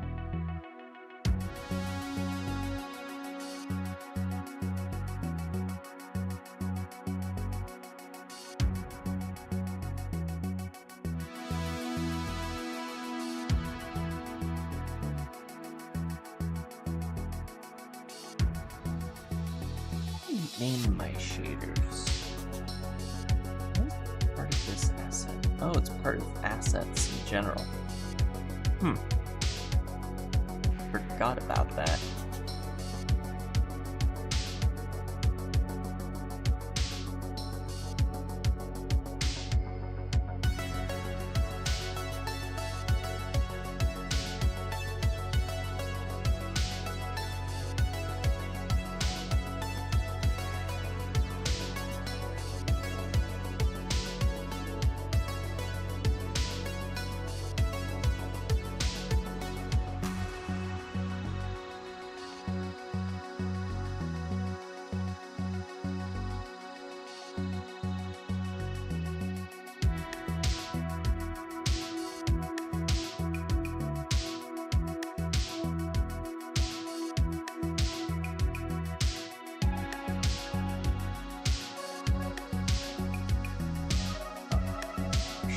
Type.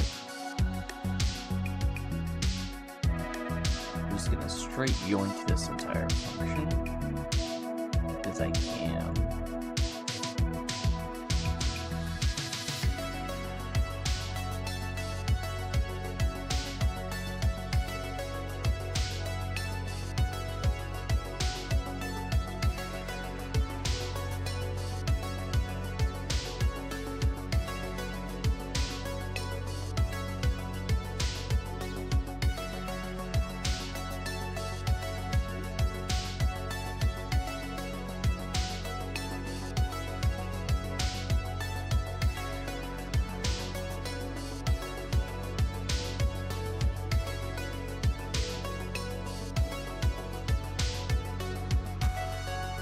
viewing viewer bot tell me to buy viewer, but I don't care.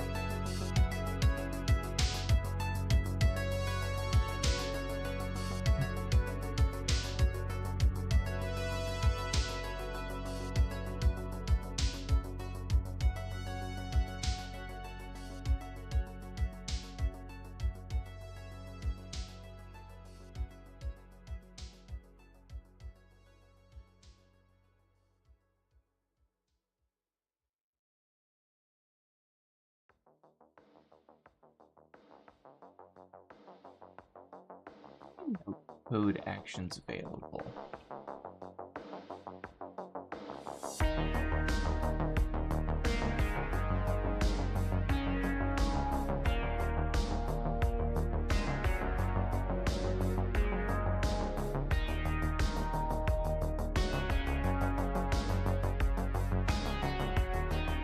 Easy include.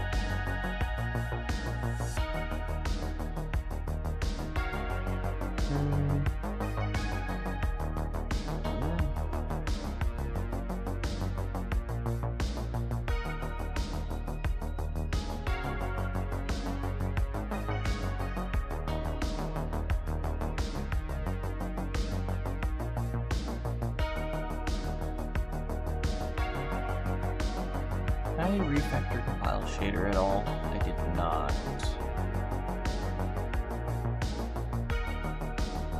Oh well.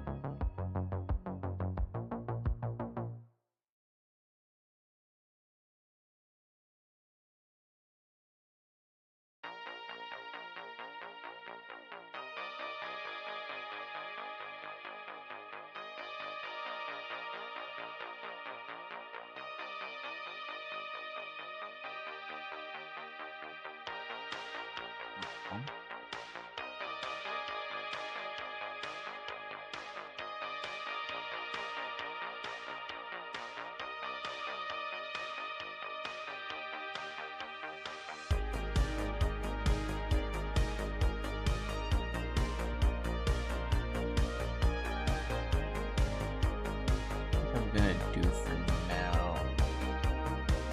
What do we do? Set saved. I'm going to yank this.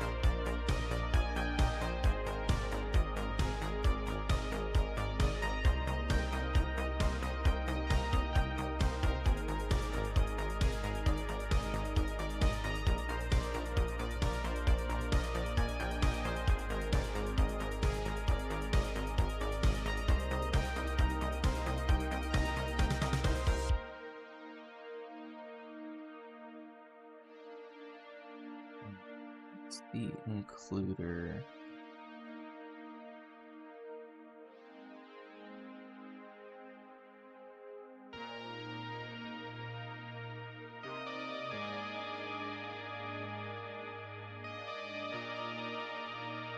There we go. Do a new void at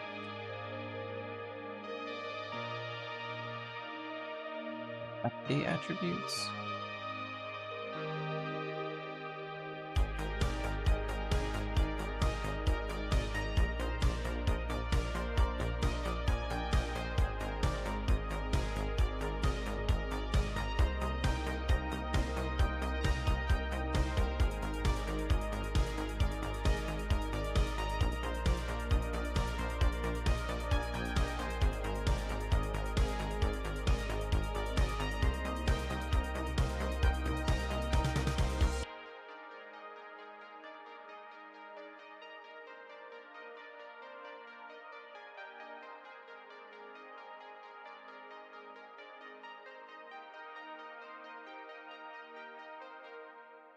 There we go. Now we have a way to update attributes, so we're just going to call that there.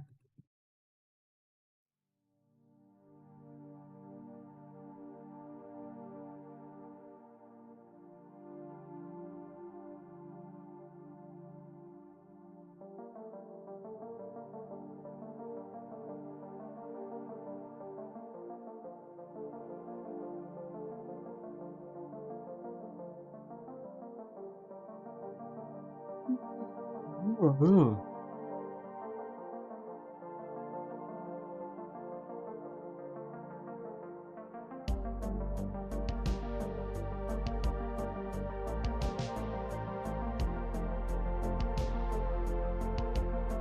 I think that's all we need.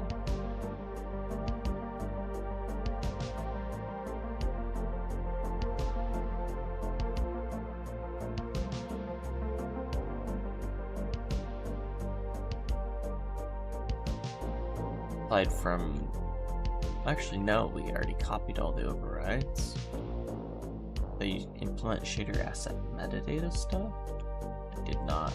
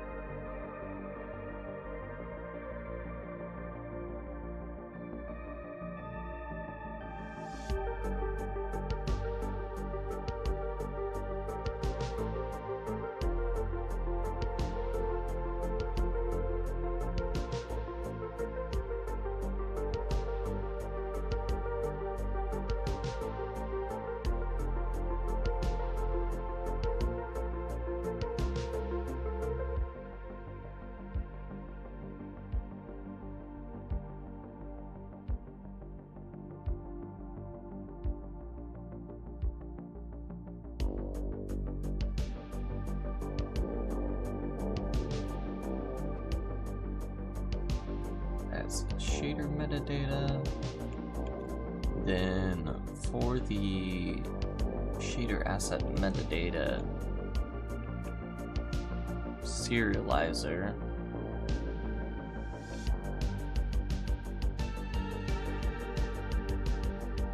it's probably going to be as easy as this.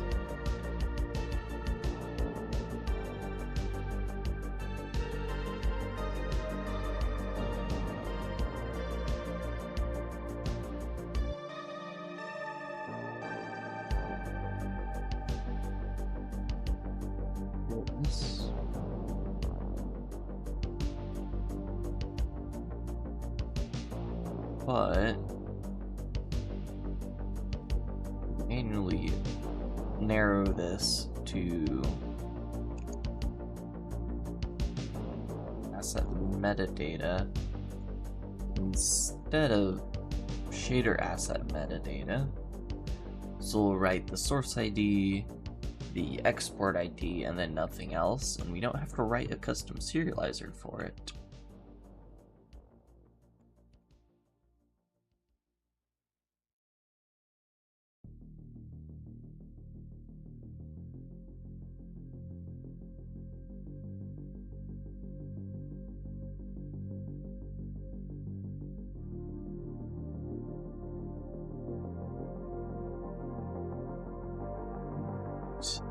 So, okay, type was the one thing I was missing. Return.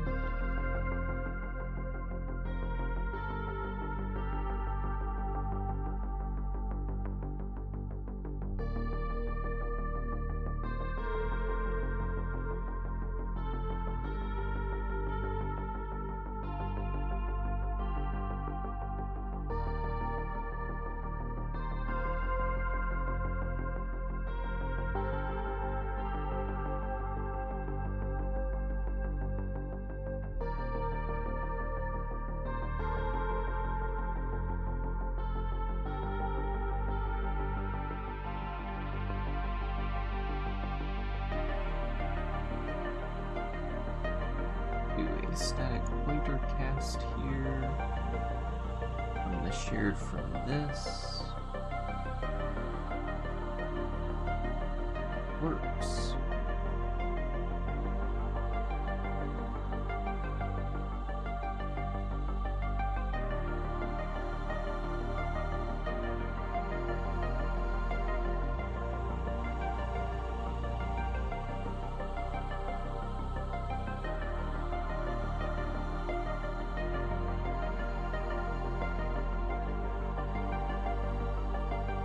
Now we just need to add this to editor asset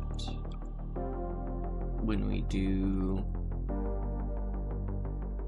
load asset.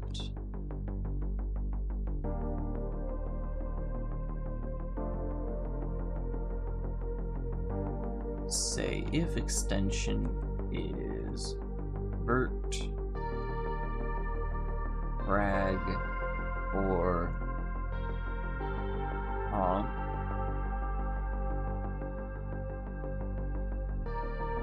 we just do shader asset source.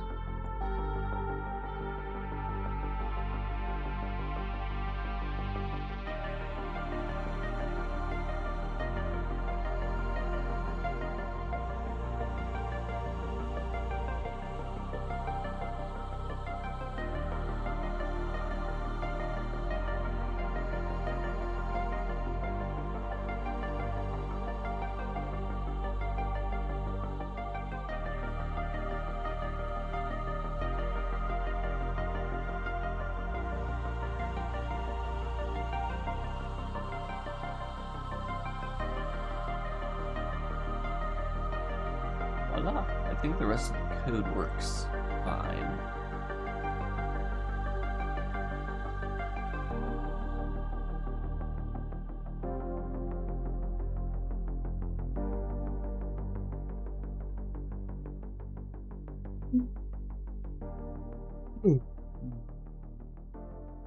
Might have to turn that into a hash map at some point, but for now this is probably fine.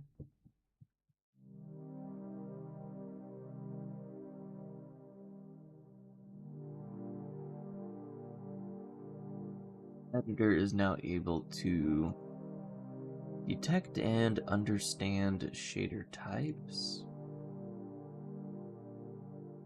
The one last thing I'm going to do is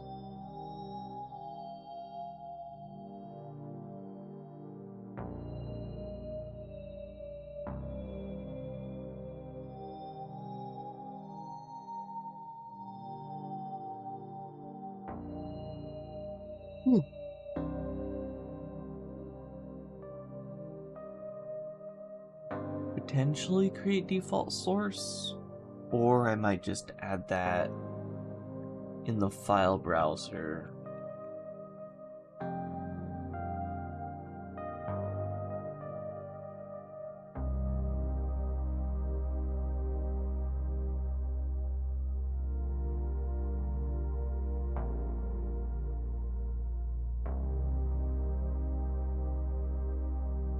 be under widgets.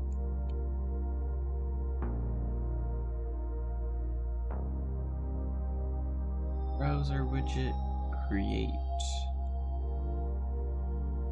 shader pop-up.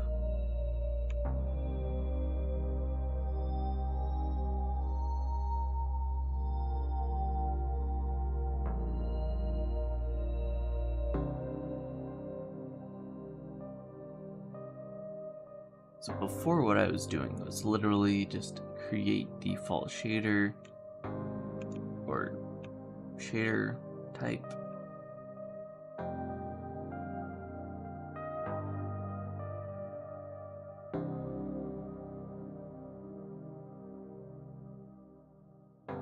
What I'm gonna do is throw in here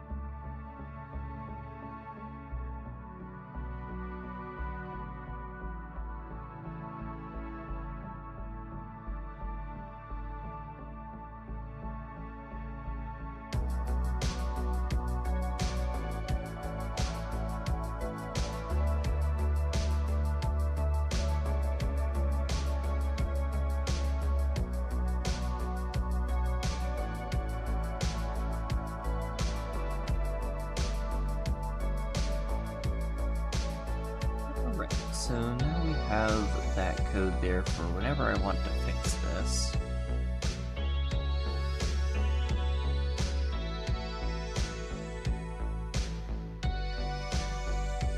Oh, which is now.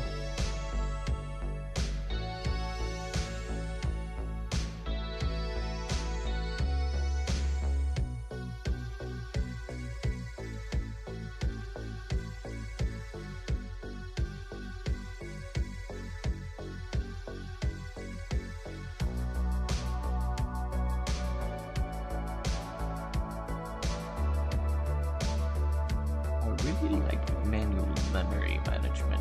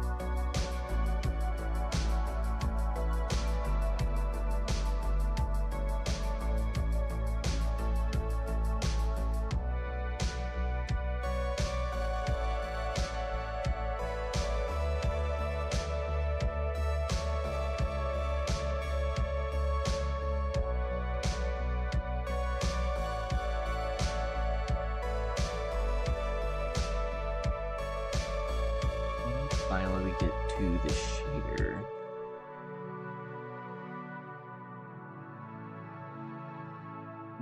for the shader, we're just gonna do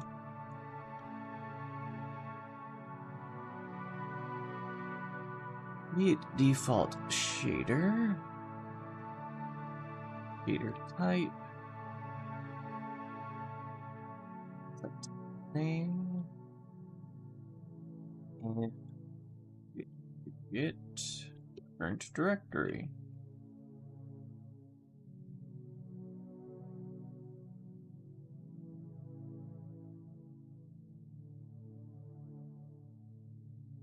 And it's as easy as that because our file system watcher will automatically find the source file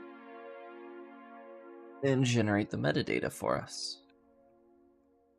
So we literally just have to copy the asset outside of the default asset file folder, drop it in there, and then we're good to go.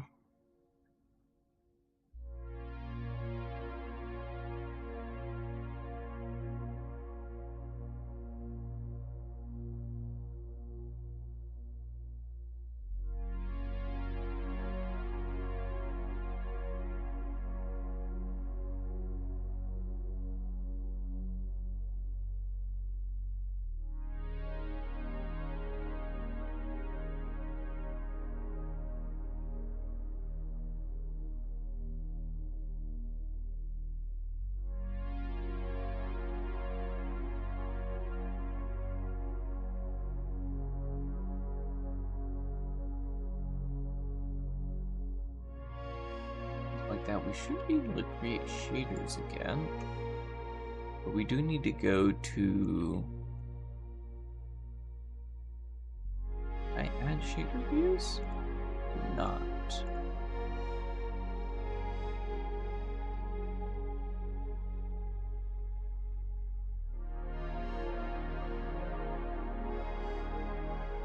Now we have shader views in the project, and let's see what we have here. Don't need to build the asset since attributes will already be cached. Will significantly slow down project loading times though, which I don't like.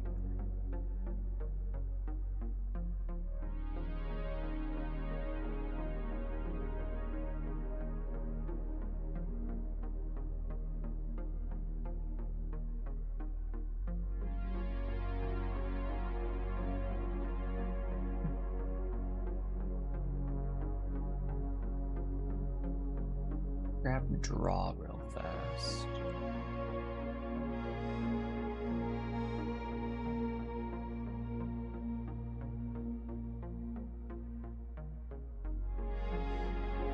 I'll snoop the inside and replace it with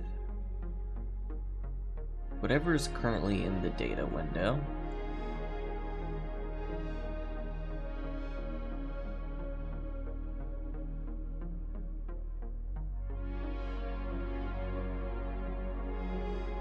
There it is.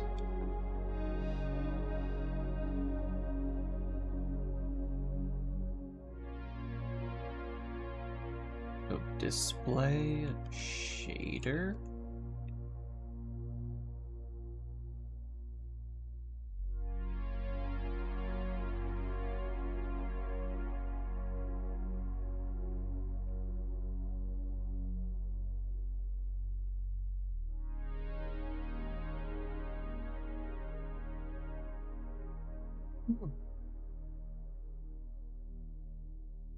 Interesting.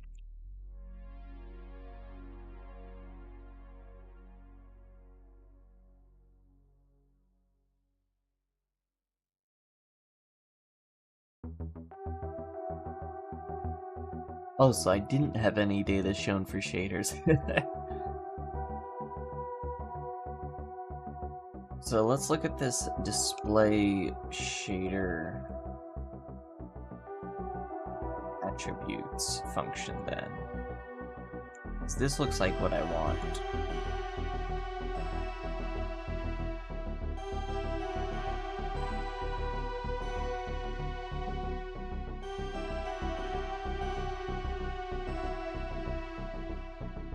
Keyboard actions unavailable.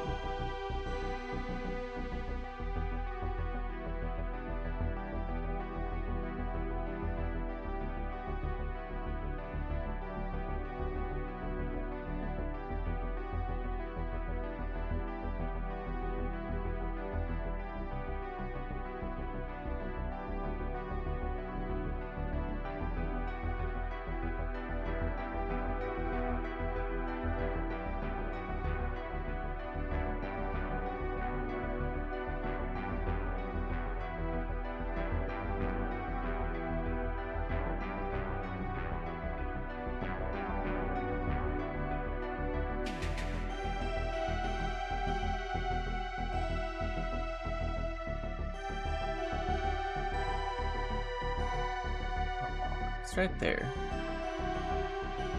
UTTRIBUTES.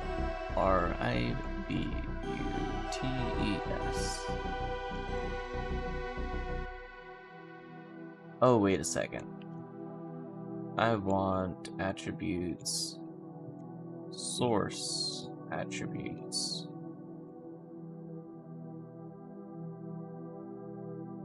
So that's input variables.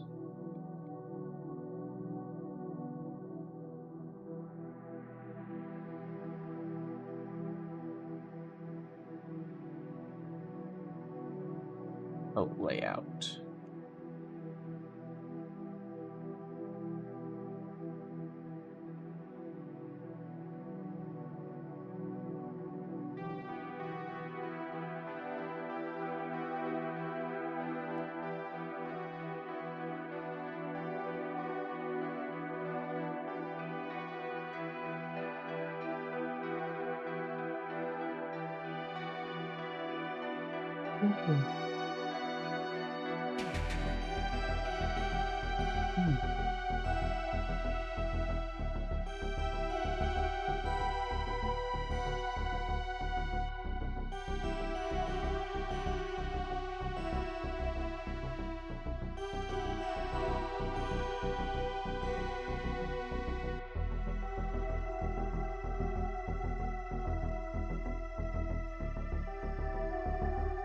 They have this layout names.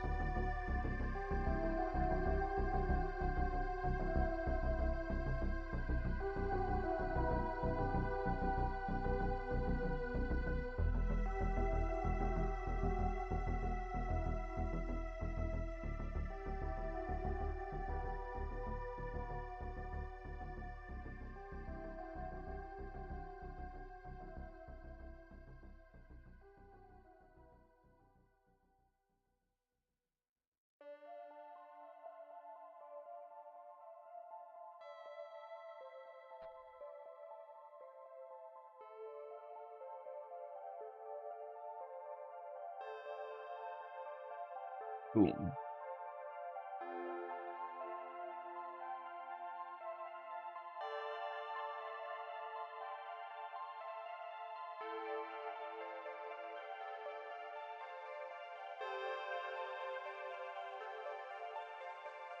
Is significantly more efficient than what we were doing before. Not that what we were doing before was tanking anything, but like, this is a lot more efficient than manually parsing JSON every single frame.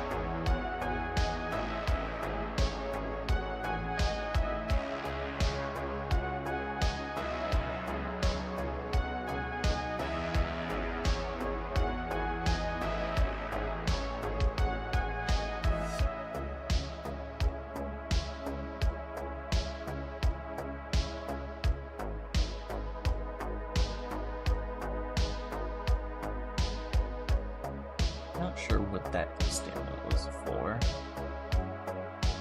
Hope it wasn't important.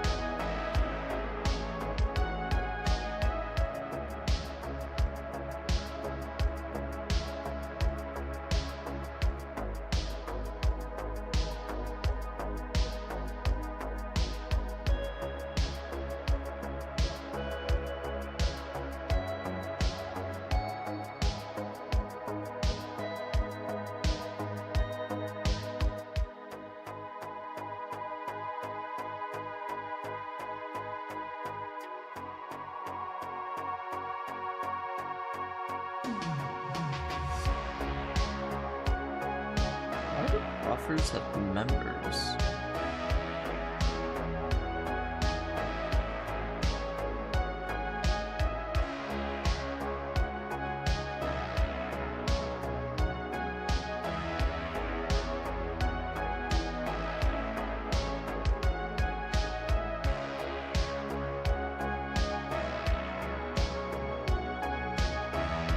Oh well.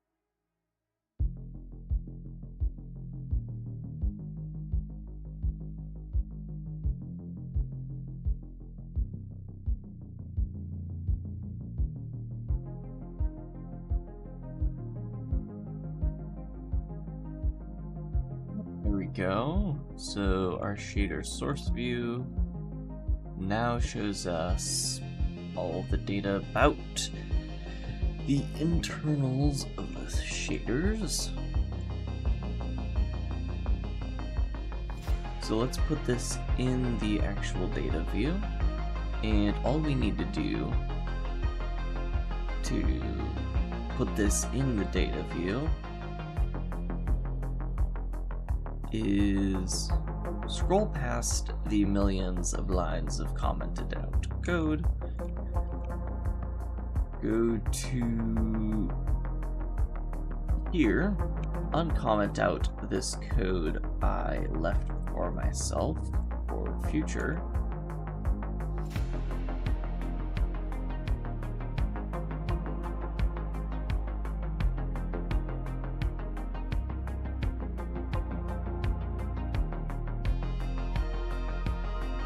this do image, not image, shader,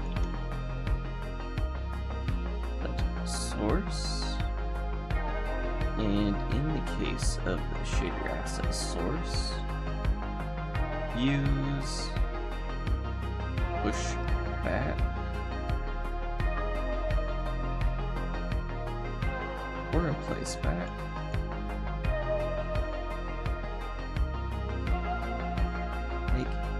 Shared shader asset source.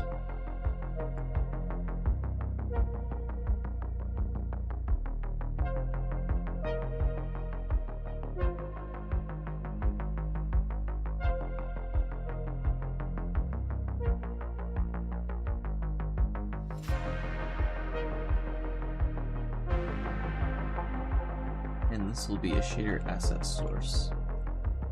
View.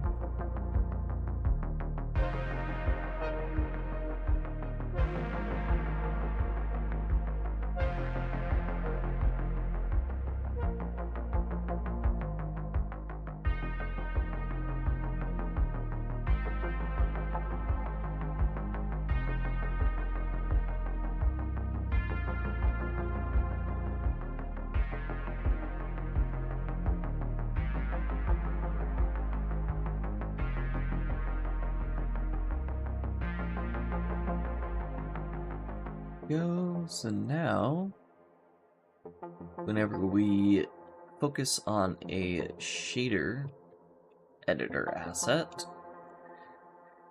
we'll initialize a view for that shader source, and that will show us all the data about it. We do need to set up a match condition for shader metadata as well, but since we don't have any settings to set for shaders at the moment, we'll just do an empty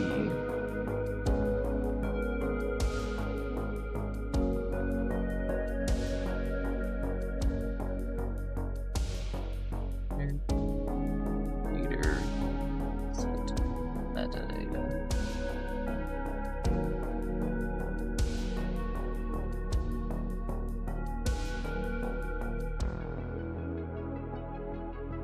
And we should have UI for our shader assets now.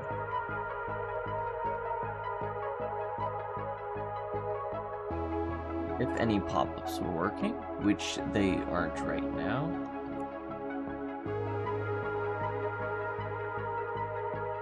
I'm gonna save my session.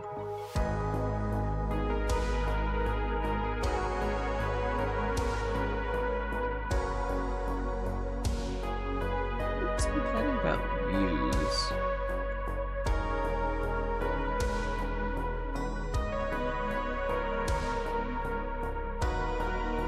Body of lambda.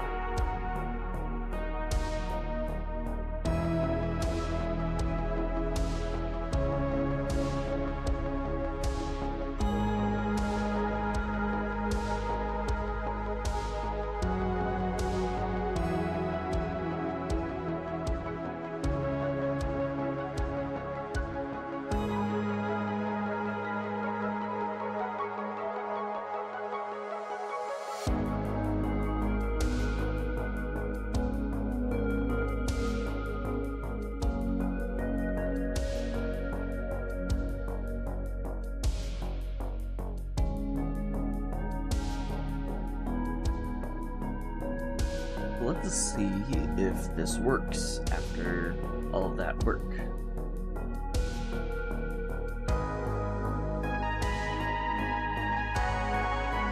We have build error. Is it a link error? Your asset source, one unresolved external.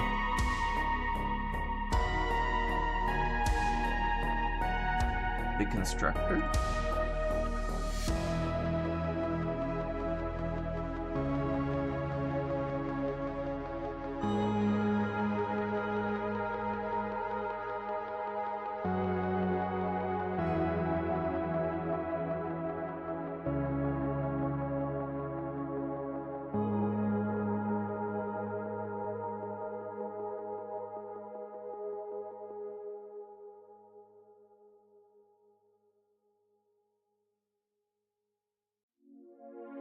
No, that's the constructor right there.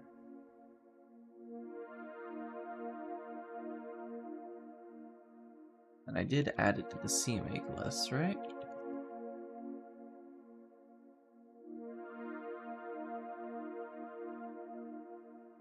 Nope.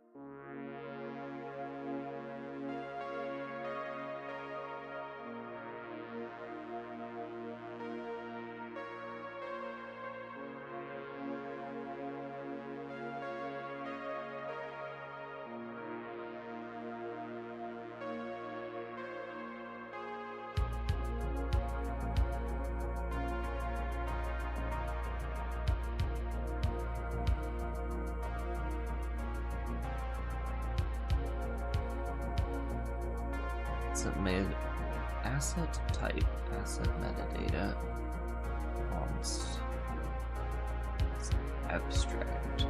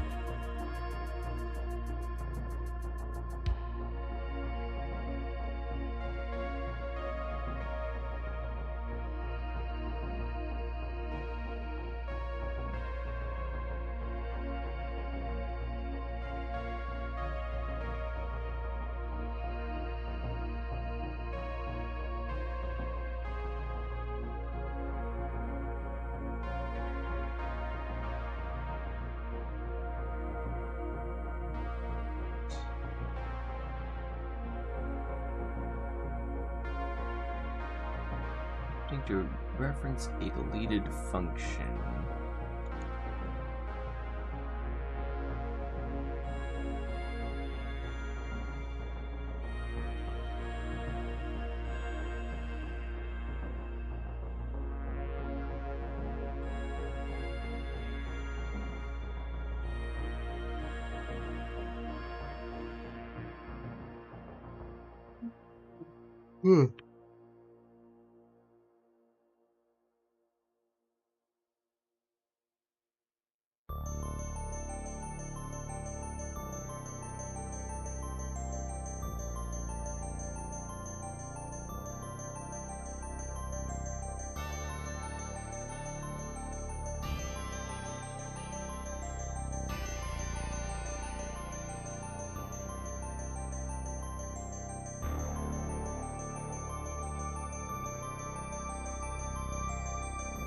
Shared shader asset metadata. Yep, that would do it.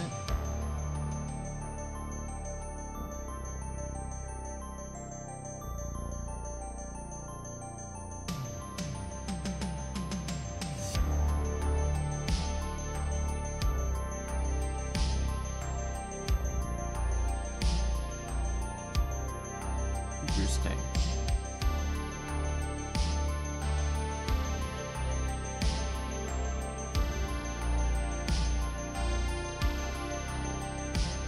Shader asset metadata doesn't have a default descriptor.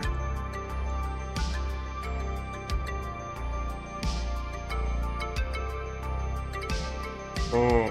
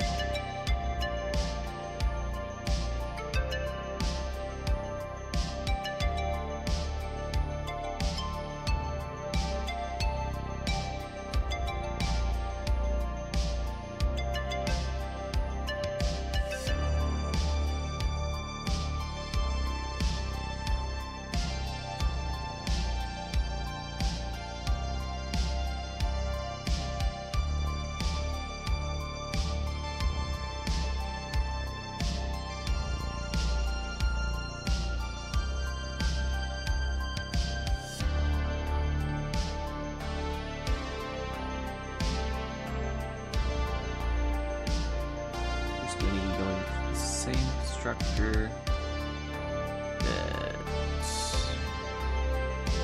image asset metadata has.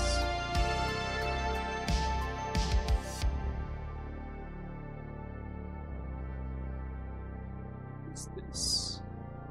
Abomination.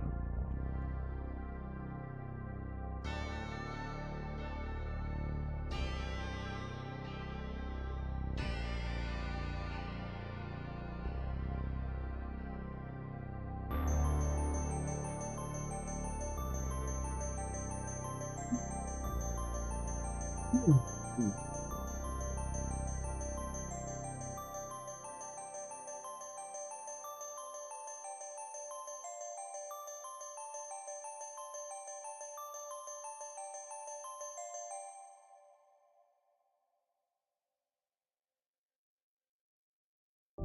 we go.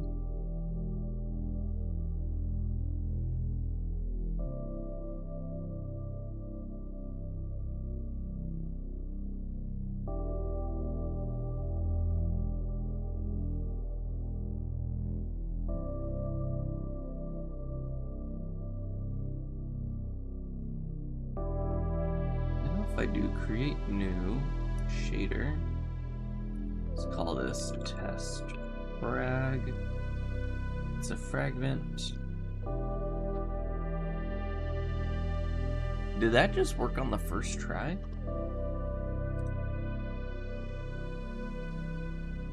It does have a meta file. Let's save it real fast. Well, look at that.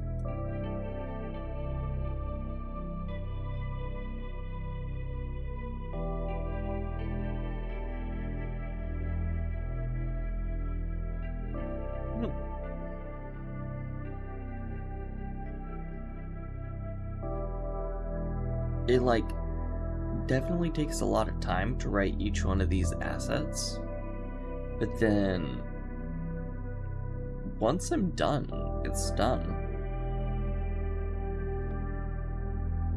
and it just works. It was really nice.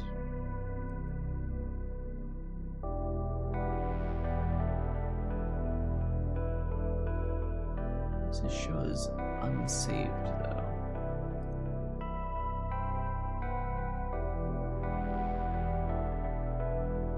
Am I nuking my... Okay, at least I'm not nuking my... I might be nuking my...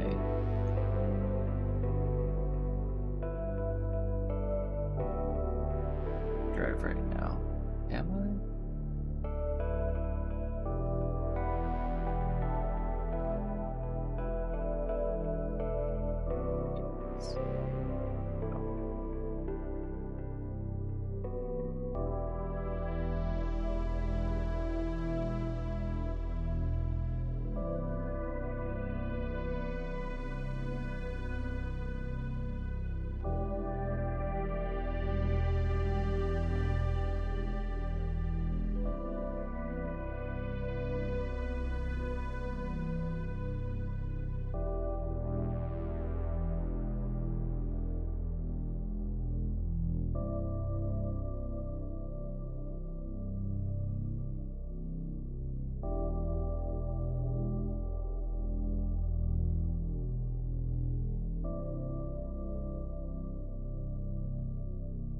See, I don't know how to jump to the end of this.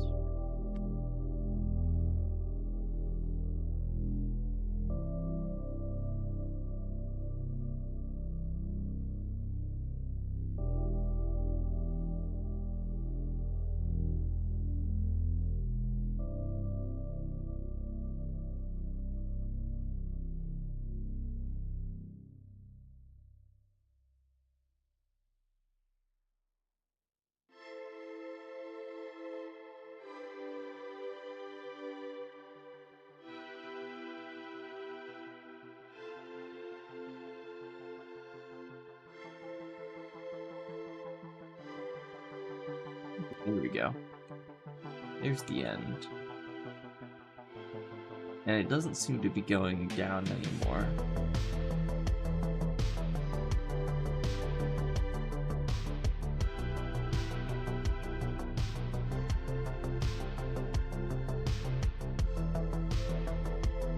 Yeah, that's not moving.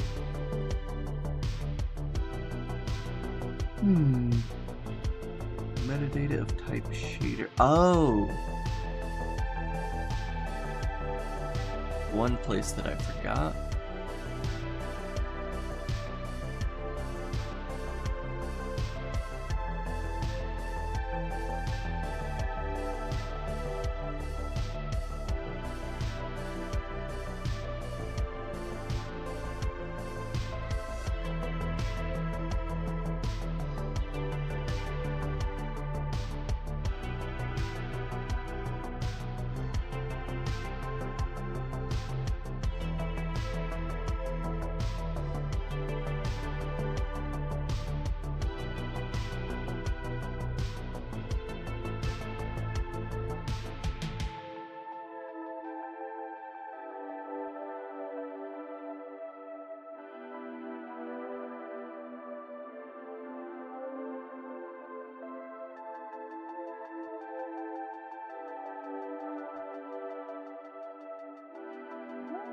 What?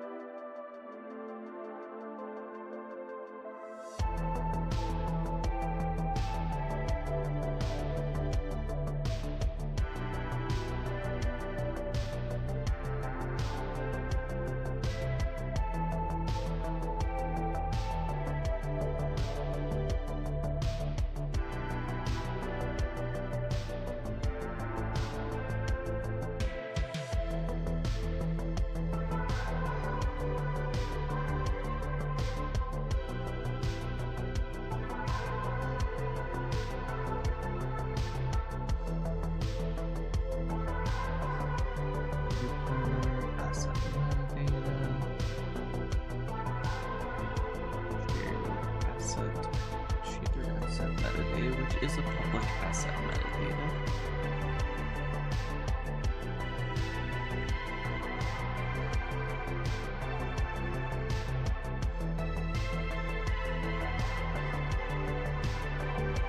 Oh, come on, there's a public key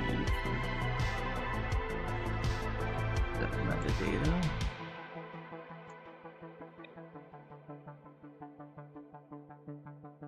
I bet I do have to include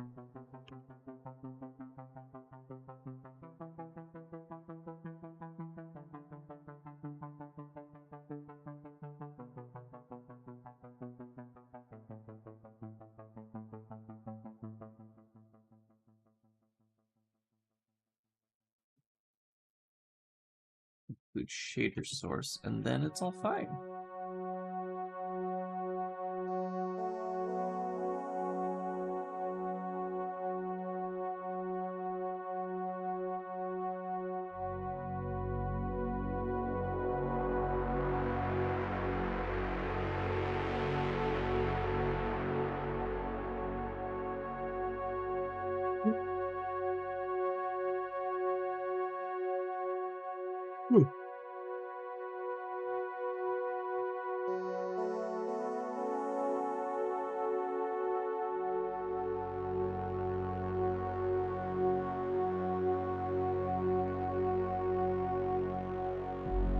There we go.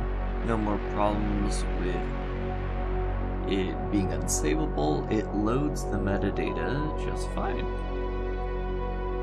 We look at our fragment stuff. We get metadata type, export ID, the source ID, and that's all good. Ugh.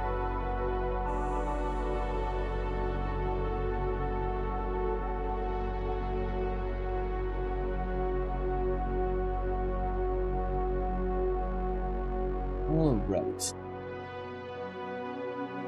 I think I'm gonna sign off here and go eat some lunch.